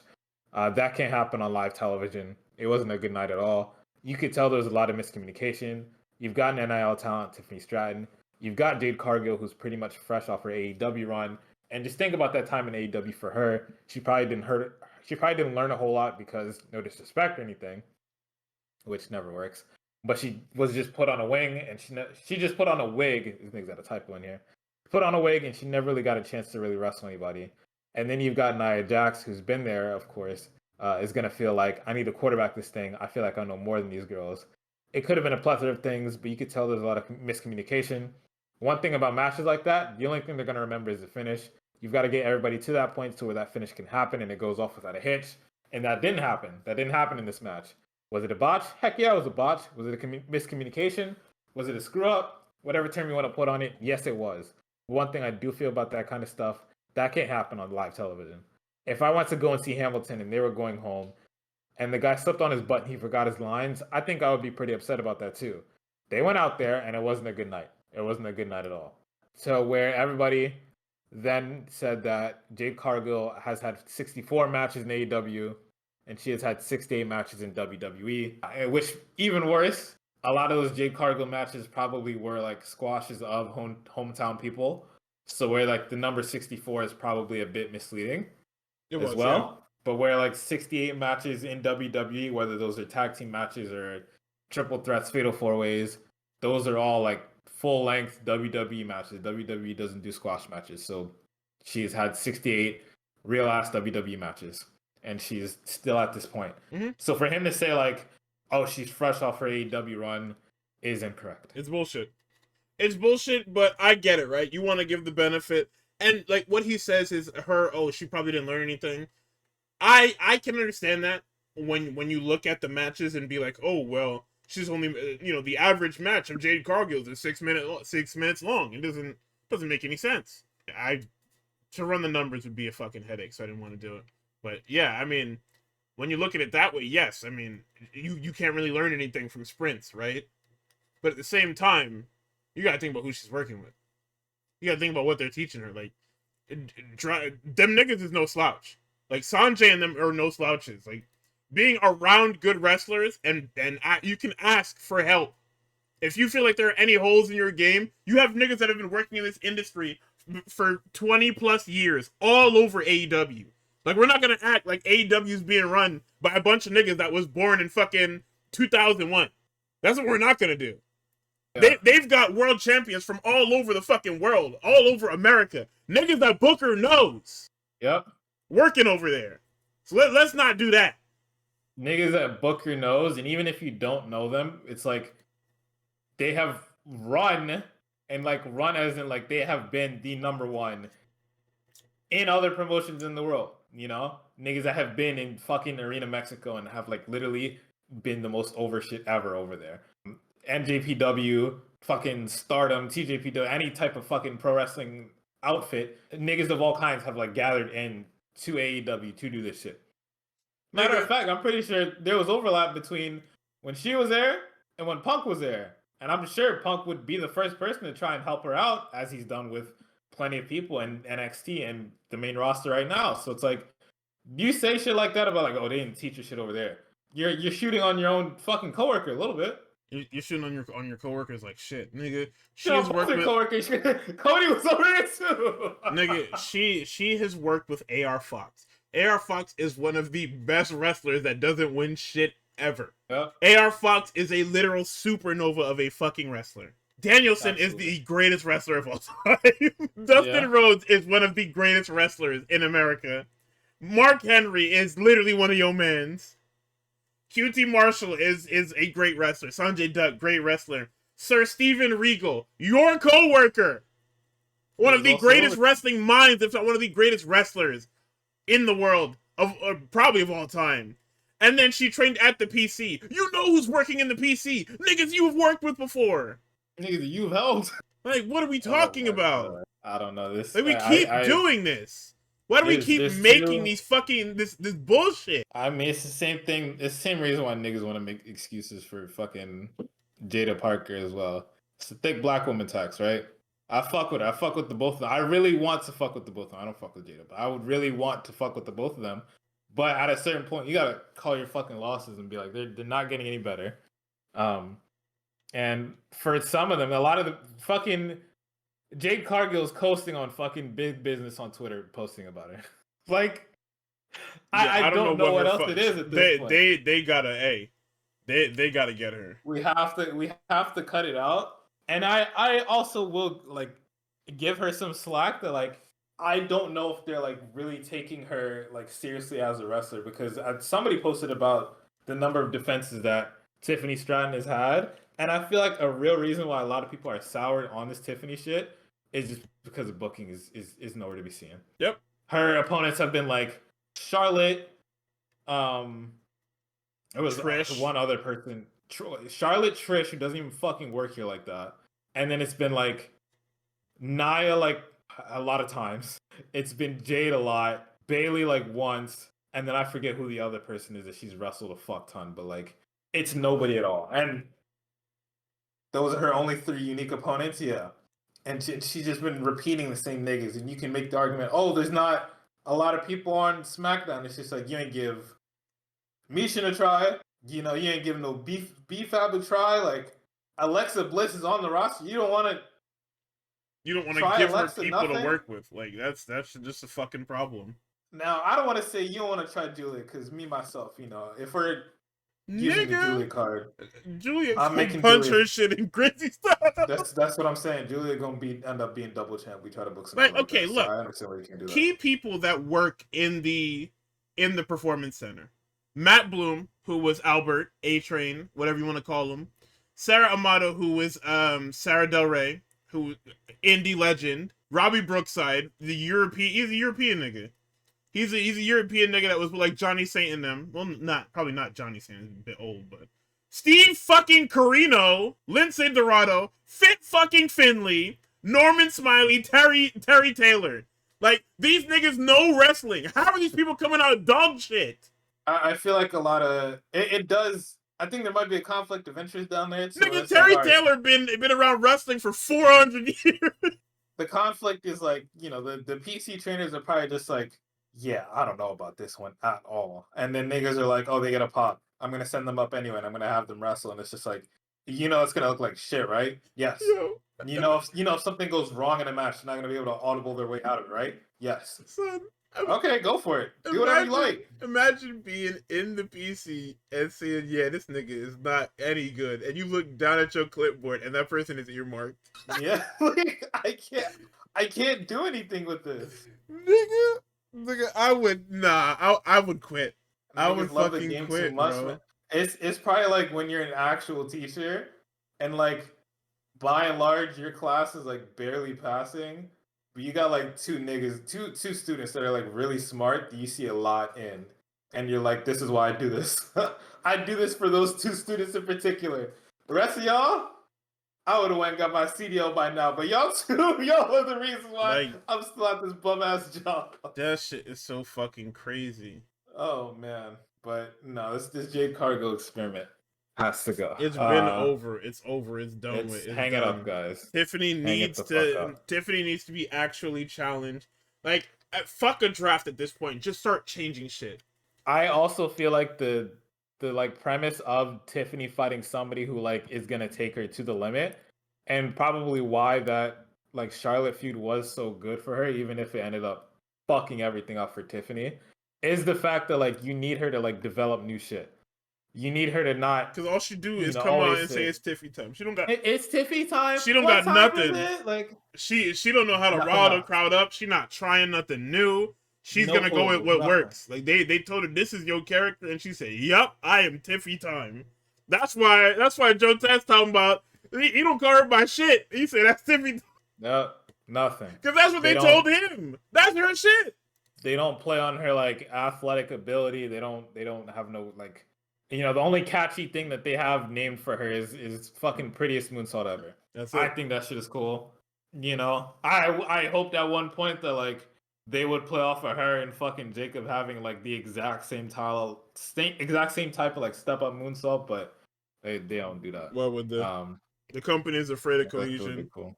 So that's why we need to see her with new people, so that she doesn't just get forced into the fucking face roll. Of course, with Nia Jax, she's not gonna play heel. Although she could be an asshole to Nia Jax, and niggas wouldn't give a fuck. It wouldn't give a single shit. Well, that's what it was. That's basically Uh, what it is. but I don't know. I like it's crazy part is I want to like Tiffy too. I was high on Tiffy at first, and then it was so boring. I can't watch that shit no more. I watched this triple threat, and it's just like, yeah, cool, triple threat, but like whoever her next singles opponent is, I don't know. She definitely taking the fucking L at fucking Crown Jewel. That's all stuff, bro. That is all stuff. Chat, where the fuck is Bianca Belair? The dirt sheet said she'd been cleared. She don't want to come back to this bullshit ass landscape. Yeah, so anyway. Yeah. If you niggas write some shit for me, I'll be there. Unless, other than that, hell no. But Because realistically, look what you got to come back to. The chase for the title is the most foregone conclusion ever, right? And then I win one match tonight. and then when I win the title, what the fuck do? I don't want to fight Nia Jax. Nigga, I've seen what she do to people. I'm not working with Nia Jax. You got to send Nia Jax to Raw or some shit. I'm not doing it. Send her back down to NXT 4. No, Actually, no. Nigga, she gonna hurt all our fucking. I was about to say, niggas were worried about Carmen Petras before. Go send Nia Jax down there. No, but seriously, what the fuck happened to Carmen Petras? Does anyone know? So Collision, yay! So during our pre-match Collision promos, everybody does their little old school style promos for the show, and during Commander and Holograms, the red hologram shit appears on the screen. Hologram is having a fucking aneurysm, and then Kyle Fletcher kills him in the dark. You know, on Dead Space 2, when Isaac started seeing shit, started seeing his girlfriend, his screen got all fucking brown and shit like that. That's what was happening in the fucking hologram. Why? What the fuck happened? That's happening to hologram. I had to get touch the marker or something, bro. Clone is in his head, man. Fucking yeah, something's coming. I don't know if it's a hologram heel turn or if an evil hologram is appearing. Because at first I was like, oh, it's just evil hologram. Okay, he's coming soon. But then a hologram reacts to it, and I'm like, oh my god. Okay, are we doing something supernatural or? The fucking nigga that reads in the storylines in me is going, all right, on Collision, they're maybe trying to sell this hologram getting hacked shit more because actual hologram is about to be off TV. So Clone is gonna take his place. But they did that shit on Wednesday too, did they not? So it's been all over both shows. Yeah. So who knows what? Because we're not WWE, this hologram thing goes about fucking 2-3 minutes. And then we open up with the Death Riders and Paragon and featuring fucking Matt Menard. Yeah. Nigga, I'm so tired of seeing Matt Menard. Oh man, this was funny though. Because Matt Menard is he's like my least favorite character, but it's such a good character. Because it's the nigga that he's the drunk nigga that's talking about you won't whoop me though, and then they whoop his fucking ass every single time. He's the Italian nigga that thinks that he's some fucking macho man, and they whoop his fucking ass. Everybody knows a nigga like that, or has seen a nigga like that out in public, and you've seen what happened to them niggas. That's Matt Menard. Every time Matt Menard tries to talk to Danny tags out and gets the fuck out of there, because I'm not trying to talk to you. You're embarrassing, nigga. Move. Yo, Daniel Garcia is not evil enough, so his power level got reset. He is so dog shit now. Yeah. It's when he really kills Daddy Magic. That's when he's gonna. They're gonna kill Matt Menard crazy style. Like that FTR shit is gonna look like fucking TBS kids compared to what they gonna let Garcia do to him. Roddy hits the fucking God combo on Moxley and they brawl. Oh my gosh, she was so fire. Roderick Strong is literally one of the greatest wrestlers. Yes. who was probably in WWE at the time Jay Cargill came around. Oh yeah, absolutely. So yeah, this combo, this hot tag, this Roddy hot tag is fucking nuts. Baseball slide. Claudio tries to hit him with the boot, gets caught, drops Claudio on the fucking barricade. Backbreaker to Danny, lariat to Mox, high kick to Mox, high backdrop to Mox. Then Mox gets hit with that DHC by both Kyle and Roddy. Nigga, they hit him with that hashtag shit, boy. Oh my god. Let's see. Kyle jumps over the top rope. Uppercut by Claudio. Get that shit out of here, bro. Don't jump in on me. Roddy hits a gut buster to Mox. Then a fucking sick kick for a deep two. Like a deep two. Oh my nigga, they hit him with the hashtag shit, boy. Goodness gracious. Let's see. Claudio tries to giant swing Kyle, but Kyle reverses that shit into a fucking DDT. What else is in here? I mean, I guess we just go into the finish too. It's a good match, but you know, trios match. Matt Menard trios match. Matt Menard tries to get the heat on Garcia. Moxie tags in and murders him. And then Garcia trips this nigga and Moxie splatters his fucking brain on the goddamn fucking mat. Garcia then tags in stomp, man. and hits the fuck. He does it way better than this nigga too, by the way. Because it's not like this cartoony fucking like gigantic stomp. Like you're low to the mat, he just stomps your head in quick, and then that's it. Like that's the problem that I have with Seth's shit is that Seth's shit is that it's just so, it's so like telegraphed or whatever. Like it's just so, it's too much. There's too much theatrics with this fucking stomp. Just stomp this nigga, bro. And then Garcia gets the bow and arrow stomp for the 3, and then we move on. Except we don't move on because Yuta is in the fucking ring with some nigga, and Marina's on the apron. They went right into the mixed tag. It's a squash match. Yuta is killing this Rosario fella. And then after he's done killing him, he takes the guy over to the corner. He uses his hand, and he tags in Rachel Ellering. And Stephon Smith calls the tag. I said, hey, whoa, hey! That guy's not even conscious. What the fuck? That guy's evil, bro. What is with AEW's referees? What evil the fuck is that? Fuck. That's what I have this shit listed as, evil ass squash match. So then Rachel comes in. Marina's like, come on, do some. Boy, the instant Rachel goes for some, Marina kicks her, talking about do better. Whoops her fucking ass. Locks in that damn mother's milk, as Nigel's called it. For the fall. Fuck with that. Nigga, Yuta gets the mic and cuts a fucking pretty cool promo. He's like, hey, Chris Statlander, we tried. You're making a huge mistake, but don't worry, we got your ass. Don't even trip. This nigga is so stupid. So Darby Allin, you also making a huge mistake. We gonna kill you this time. This shit was funny. I listened to it and then I had to write it down because there's some shit here that actually made me laugh, right? Nigga says, excuse me while I dispose of some trash. And he throws that nigga over. Statlander, I knew what you'd always do. Turn on your friends and betray those who care about you the most. Stat, I mentored you, guided you on legend rights to the AEW Women's World Championship. How did you repay me? You embarrassed me in front of the whole world. He's the funniest guy ever. I'm gonna make you pay for making the wrong choice.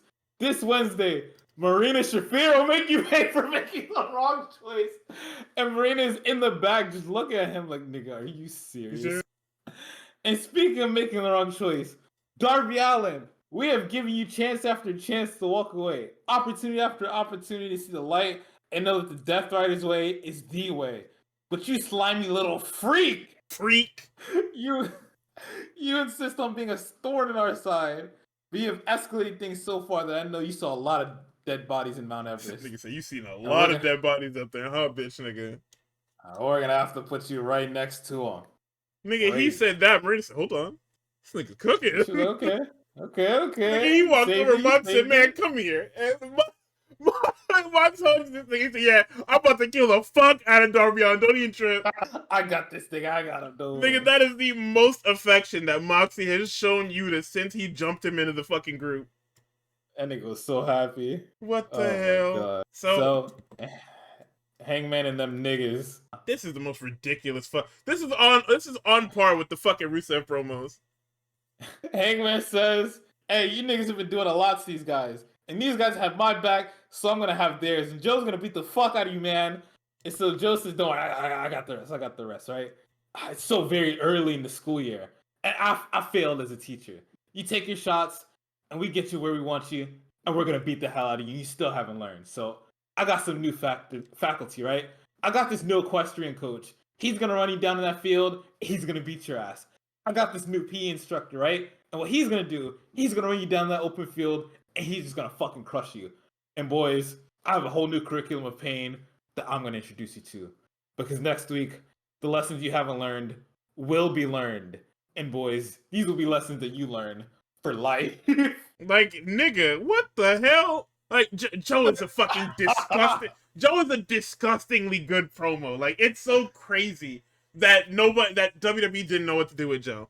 Oh, well, he's hurt all the time. You serious? Who cares, Hello? man? You serious? Hello? Who gives a fuck? Wait on him. Literally just wait, bro. Like, I That's what I hate with this company, because it's just like you have no idea how good this fucker is that you have. I don't think Vince understood that from 2016 to 2020/2021, you had the literal god roll of roster. Like, you had nothing but people, nigga. Like, you had the greatest wrestlers that North America has seen in the last fucking 20 years sitting in your closet. Yep. Because you don't want to use them because you don't like the way a nigga talk. The fuck is this? Anyway, 9/11 for me. Oh yeah. We got the Acclaimed question mark versus Blake Christian and Lee Johnson. Nigga, they call these motherfuckers the Swirl because one of them is black and one is white. They came up with that themselves. I know they did. And the fact that Tony Khan said, yeah, that's good, and the little graphic has a fucking brown text on a vanilla background and a fucking vanilla text on a brown background. Everybody's fired. That's it. Almost got worse, right? Them niggas, they tried to get Jack Harlow music. I know they did. Yeah. Jack Harlow said, "Fuck." He said, "What's the group called?" You said it's called the Swirl. No way, nigga. Oh my god. Blake Christian going as Vanilla Baby. It's like, yo, okay, I get it. It's a layup, right? But like, why you don't have a better team name? This nigga Tony Schiavone says, "I like what I'm seeing out of the Swirl," and I almost threw up. It's vomit everywhere. Like, it's just, I don't like what I'm seeing because these niggas suck. Okay. At least it's funny. Like, at the very least, it's something that every time I think of that it exists, I'm sure in like 5 to 10 years we'll look back on it and be like, "Damn, them niggas were really calling themselves a Swirl." We're gonna look back on it in 2 months talking about, wow, this is a real thing that happened on AEW TV. This shit was ass, but man, that shit is funny when you think about it. So these niggas work this match in very much like a super heat up version of like, well, this is a reluctant tag match. We don't actually like each other. It's so annoying, bro. They damn near hit everything in the first 30 seconds. Yeah, right? They checked off every box for disgruntled tag team ever. Fucking, getting in, tagging each other in and out. Nigga, Max fucking drags Bowens out of the fucking ring. And I was like, there's no way this match lasts longer than 5 minutes, right? It went on forever. 15 to 20. It felt like a fucking eternity. They just kept going and going and going and going. Because Max Caster, right? Who for all of 2025 has been getting his ass beat. I'm pretty sure he's 0-25-1, right? Yeah. He's been getting beaten up and down this entire roster, right? He then takes on both members of the Swirl. Starts whooping them niggas. Oh my god, bro. 5 minutes. 5 fucking minutes. What is even happening? Nigga, Nigel McGuinness, he says, Max Caster, a loquacious wordsmith up there with Biggie Smalls and Tupac Shakur. You a fan of Biggie, Tony? Or is the only rapping you do at Christmas? Because Tony fell the fuck asleep. I don't know what happened to Tony. He just aired him. Crazy, right? I looked up loquacious. It's just nigga talks a lot. Tending to talk a great deal, talkative. Mid-17th century Latin root word is loqui, meaning to talk. But no, this shit lasts for way too fucking long, right? Nigga, Nigel is so fucking funny because he's just saying shit, man. He's just bored all night. Shivani's like, yo, what? You just like lying, huh? He just started airing him, just like, man. But yeah, Max gets a super fucking. These niggas hit a monkey flip into a lariat. That was awesome. But you guys fucking suck. Still, it's awesome. Max gets another heat up segment. Bones is like, I'm out of here. He leaves. Here comes Jerry Lynn now. Well, no, because Jerry Lynn told them niggas last week, if y'all don't show up, you're fucking suspended. So, and he said you have to finish the match. So if Bowens walks out of this match, he's fucking suspended. And he wants these niggas to be back together because they were good together, which is why the fuck did we break them up?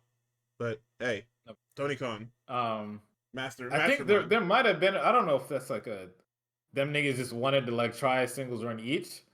Because there was like a report, I probably was like half kayfabe, but Anthony Bones is like, yeah, me being with Max a lot got me in trouble a lot. It's half and half because that did happen. A lot of the early Dynamites, well, early in quotations, Caster would do like raps or whatever with the Acclaim and Yeah. pop culture references, and some of the pop culture references probably shouldn't be saying on TV because it's a little too salacious. So they did get in trouble with the network, Yay. and you know, so some of those Max Caster raps had to be muted and or removed from TV. Oh, I have to go look these up later. I have to. So Jerry Lynn comes back. Max then decides, because Jerry is back, to tag Bowens in. Fucking Bowens is God for like 2 minutes. I think Max even saves Bowens from getting pinned at some point. Like it's really good. Max tags himself back in. Bowens calls him stupid as he's sitting on the top rope. Lee Johnson sends Bowens into Max. Johnson rolls up Max. Max rolls up Johnson. Johnson and Max standing switch when they get up. Roll up. Max sends Johnson into the ropes, rolling forearm by Bowens, and then that's the fucking end of it. Then the crowd chants scissor, and I have a question mark there, and I'm like, I guess it's a fucking handshake. Nigga, you mean to tell me Tony Khan got sorry for a date and he put her on Ring of Honor? Hey, Tony Khan, hello. Hello, is this thing on? Is there an open line of communication between me and Tony Khan? Hello? You said Ring of Honor? You said she teamed up with Alex Windsor in a match against Billy Starks and fucking Diamante? Hey, Tony Khan, hello. Nah, don't hang up. Windsor, yeah. Ridiculous. Next up, we have the patriarchy. Mama Wayne says it's been. That's not what that's called. What are they called? They're not called shit, yeah. Well, that's just Nick Wayne. That's just Nick Wayne, his mom and his sister. Nick Wayne's little family shows up. Mama Wayne says it's been contentious while Nick's been gone. Kip Sabian's like, shut the fuck up. You should have never bought that stupid fucking dinosaur. Told you, nigga. Like, all right, man, thank you. Oh my god. Nick says, shut up. He's gone. And the prodigy's back. Nigga still in a wheelchair, voice by the way. He does, man. He says his sights have never been more set. Christian is his target after breaking his foot, putting him on the shelf and shutting the forbidden door right in his face. All he did was make his problems worse. Nick says that after an injury like that, niggas wouldn't come back from that. However, I'm the prodigy and the future. And Christian Cage, I'll be your biggest nightmare. Said it once and I'll say it again. I'll always be one step ahead of you. Right? We get this old in presentation, Tony Schiavone promo to talk about how AEW is going to be up and down Florida in October. So they have Hollywood, Florida for their 6th anniversary show that is happening literally right now. They have Collision in Lakeland, Florida. Then they have 2 nights in Jacksonville, Florida, which are Title Tuesday, and then the Collision Homecoming right after that. Then we have TJ with Lexi Nair, and they talk about how cool the tag titles are, how they've been there, the Jacksonville days, the pandemic era, Japan, Mexico, the street fights, they've been there for it all. TJ's AEW's original tag team, and they'll do whatever the fuck they can to get those titles. So then I also said, what the fuck is Anna Jay wearing? Because she has like sweats on and her boxers are up super high, and I'm just like, bro, she got this like half fishnet top going on that's like barely on. It's like just the fucking her arms and like her shoulders, but not actually like her like chest. I don't fucking know. It's crazy. 9/11 for Gardy because he hates the fucking Outrunners, but the Outrunners in Dalton Castle are here. I love Dalton Castle. I don't give a fuck about the Outrunners. They're up against some niggas, KM, Corey Sparks, and Cowpoke Paul. Them niggas suck, bro. Just say what the finish was, man. I don't even remember what the finish was. That damn fucking, you some bitch double elbow into the fucking bangerang for 3, bro. Yep. And then we get what fucking felt like the goddamn main event, but wasn't. We get the Protostar Kyle Fletcher versus Commander, and golly, was this a fucking match. These niggas left everything in that fucking ring like they normally do. Like, every luchador that Tony signs, locks up, and sends to Ring of Honor comes back on to Dynamite and or Collision and does a bang-up fucking job, and then they go right back to fucking Collision. Or, sorry, they go right back to fucking, what's the shit called? Ring of Honor. Yeah. I don't know if what the like actual contract for the CMLL AEW contract is, but I don't know why he doesn't just, if he wants to sign a bunch of luchadors, why don't you just fucking have them do CMLL full time, and then when you want them for like collision, you have them do collision. Is that not what Mascara Dorada does? Well, yeah, Or am but the I? problem is that this was during the arms race, so we were Uh, signing people to keep them out of WWE. well, go ahead and fucking send Commander back home, bro. Like we want him, but if you're not gonna use him, just send him back home. Arms race is over, I think. No, it's not. It's actually at its It's not. fucking worst. Oh, well. Oh, you don't think it is? Nigga, they I'm just not bought tapped in. AAA. They just Niggas bought are not buying AAA. This fucking TNA partnership is looking more and more like a buyout and hostile takeover every It is a day. buyout. It's a buyout. We'll talk about that tomorrow, but that's a super buyout. Like, But I mean, they're not gonna fucking buy CMLL. no, they're not. But I'm saying WWE is, nigga. What was the shit? Progress was talking about taking a break or whatever. WWE buying that. Oh yeah. Probably. Like, the arms race is in full effect. It's just not over more petty shit like TV dates and all that other shit. Yeah. We've gotten to the real petty level of the arms race. Yeah, it's not great. It's not great. But hey, we got those dual contracts.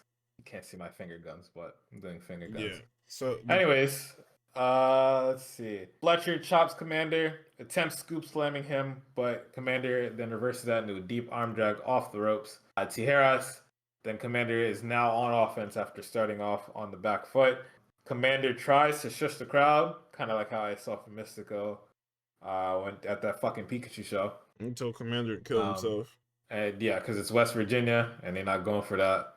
If it was in Mexico, them niggas, they would have clammed No, the up. fuck Because they they real like, would've. oh, maybe. Would have told Commander kill himself.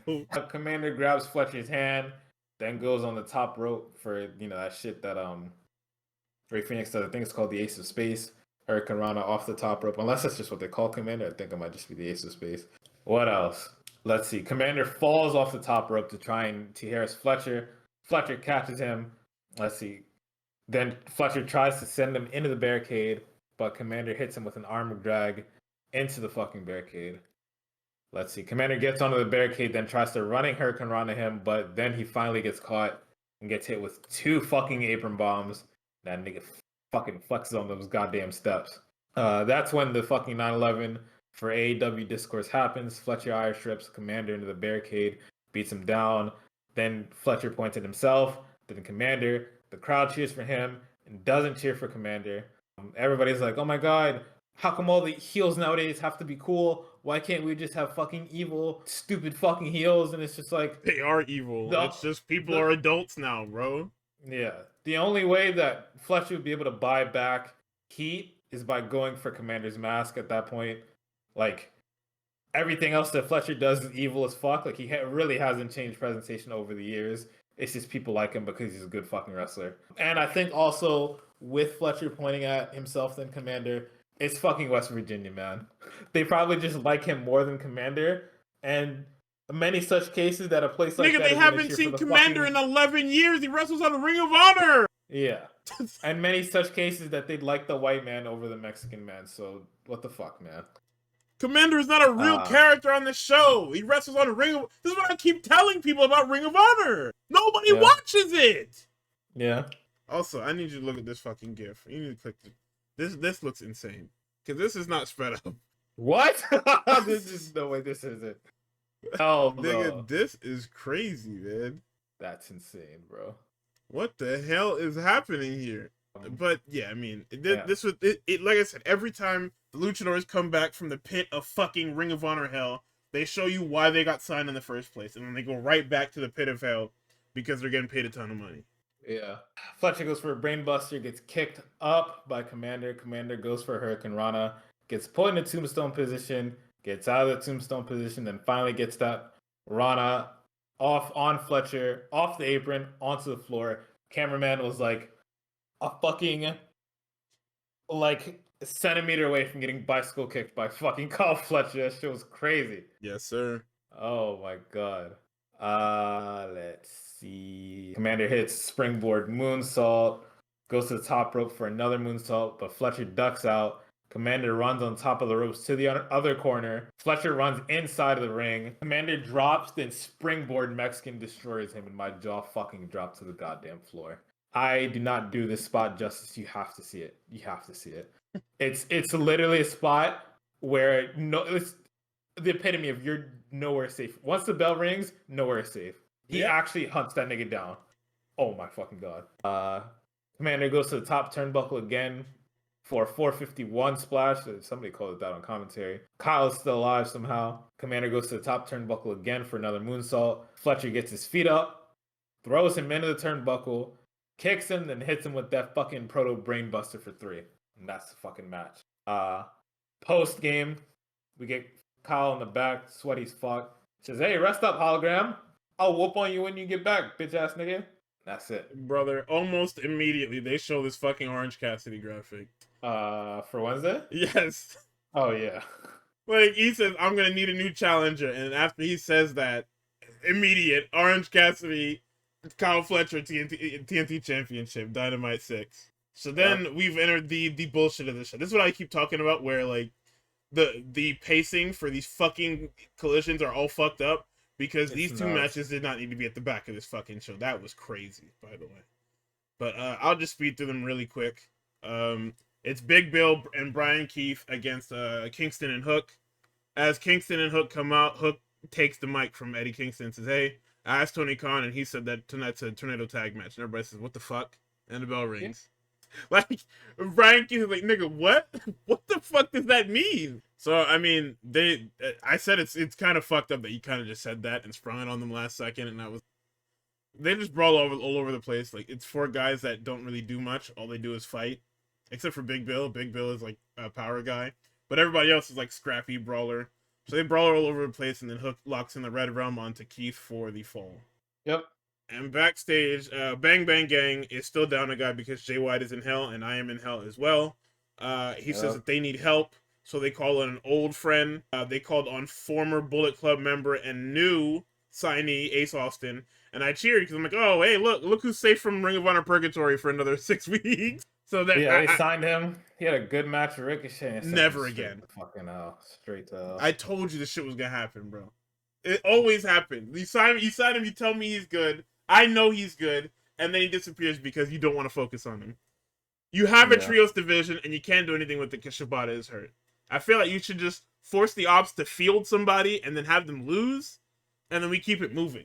Like, I feel like once instead of having niggas hold on to the belts, we need to just keep the shit moving.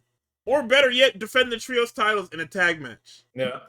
Oh, well, how is that fair? Fam, shut up. I need to get these fucking belts off these niggas, and I'm not stripping them. We gotta do what we gotta do, bro. And then in our main event, we get Jamie Hayter and Julia Hart.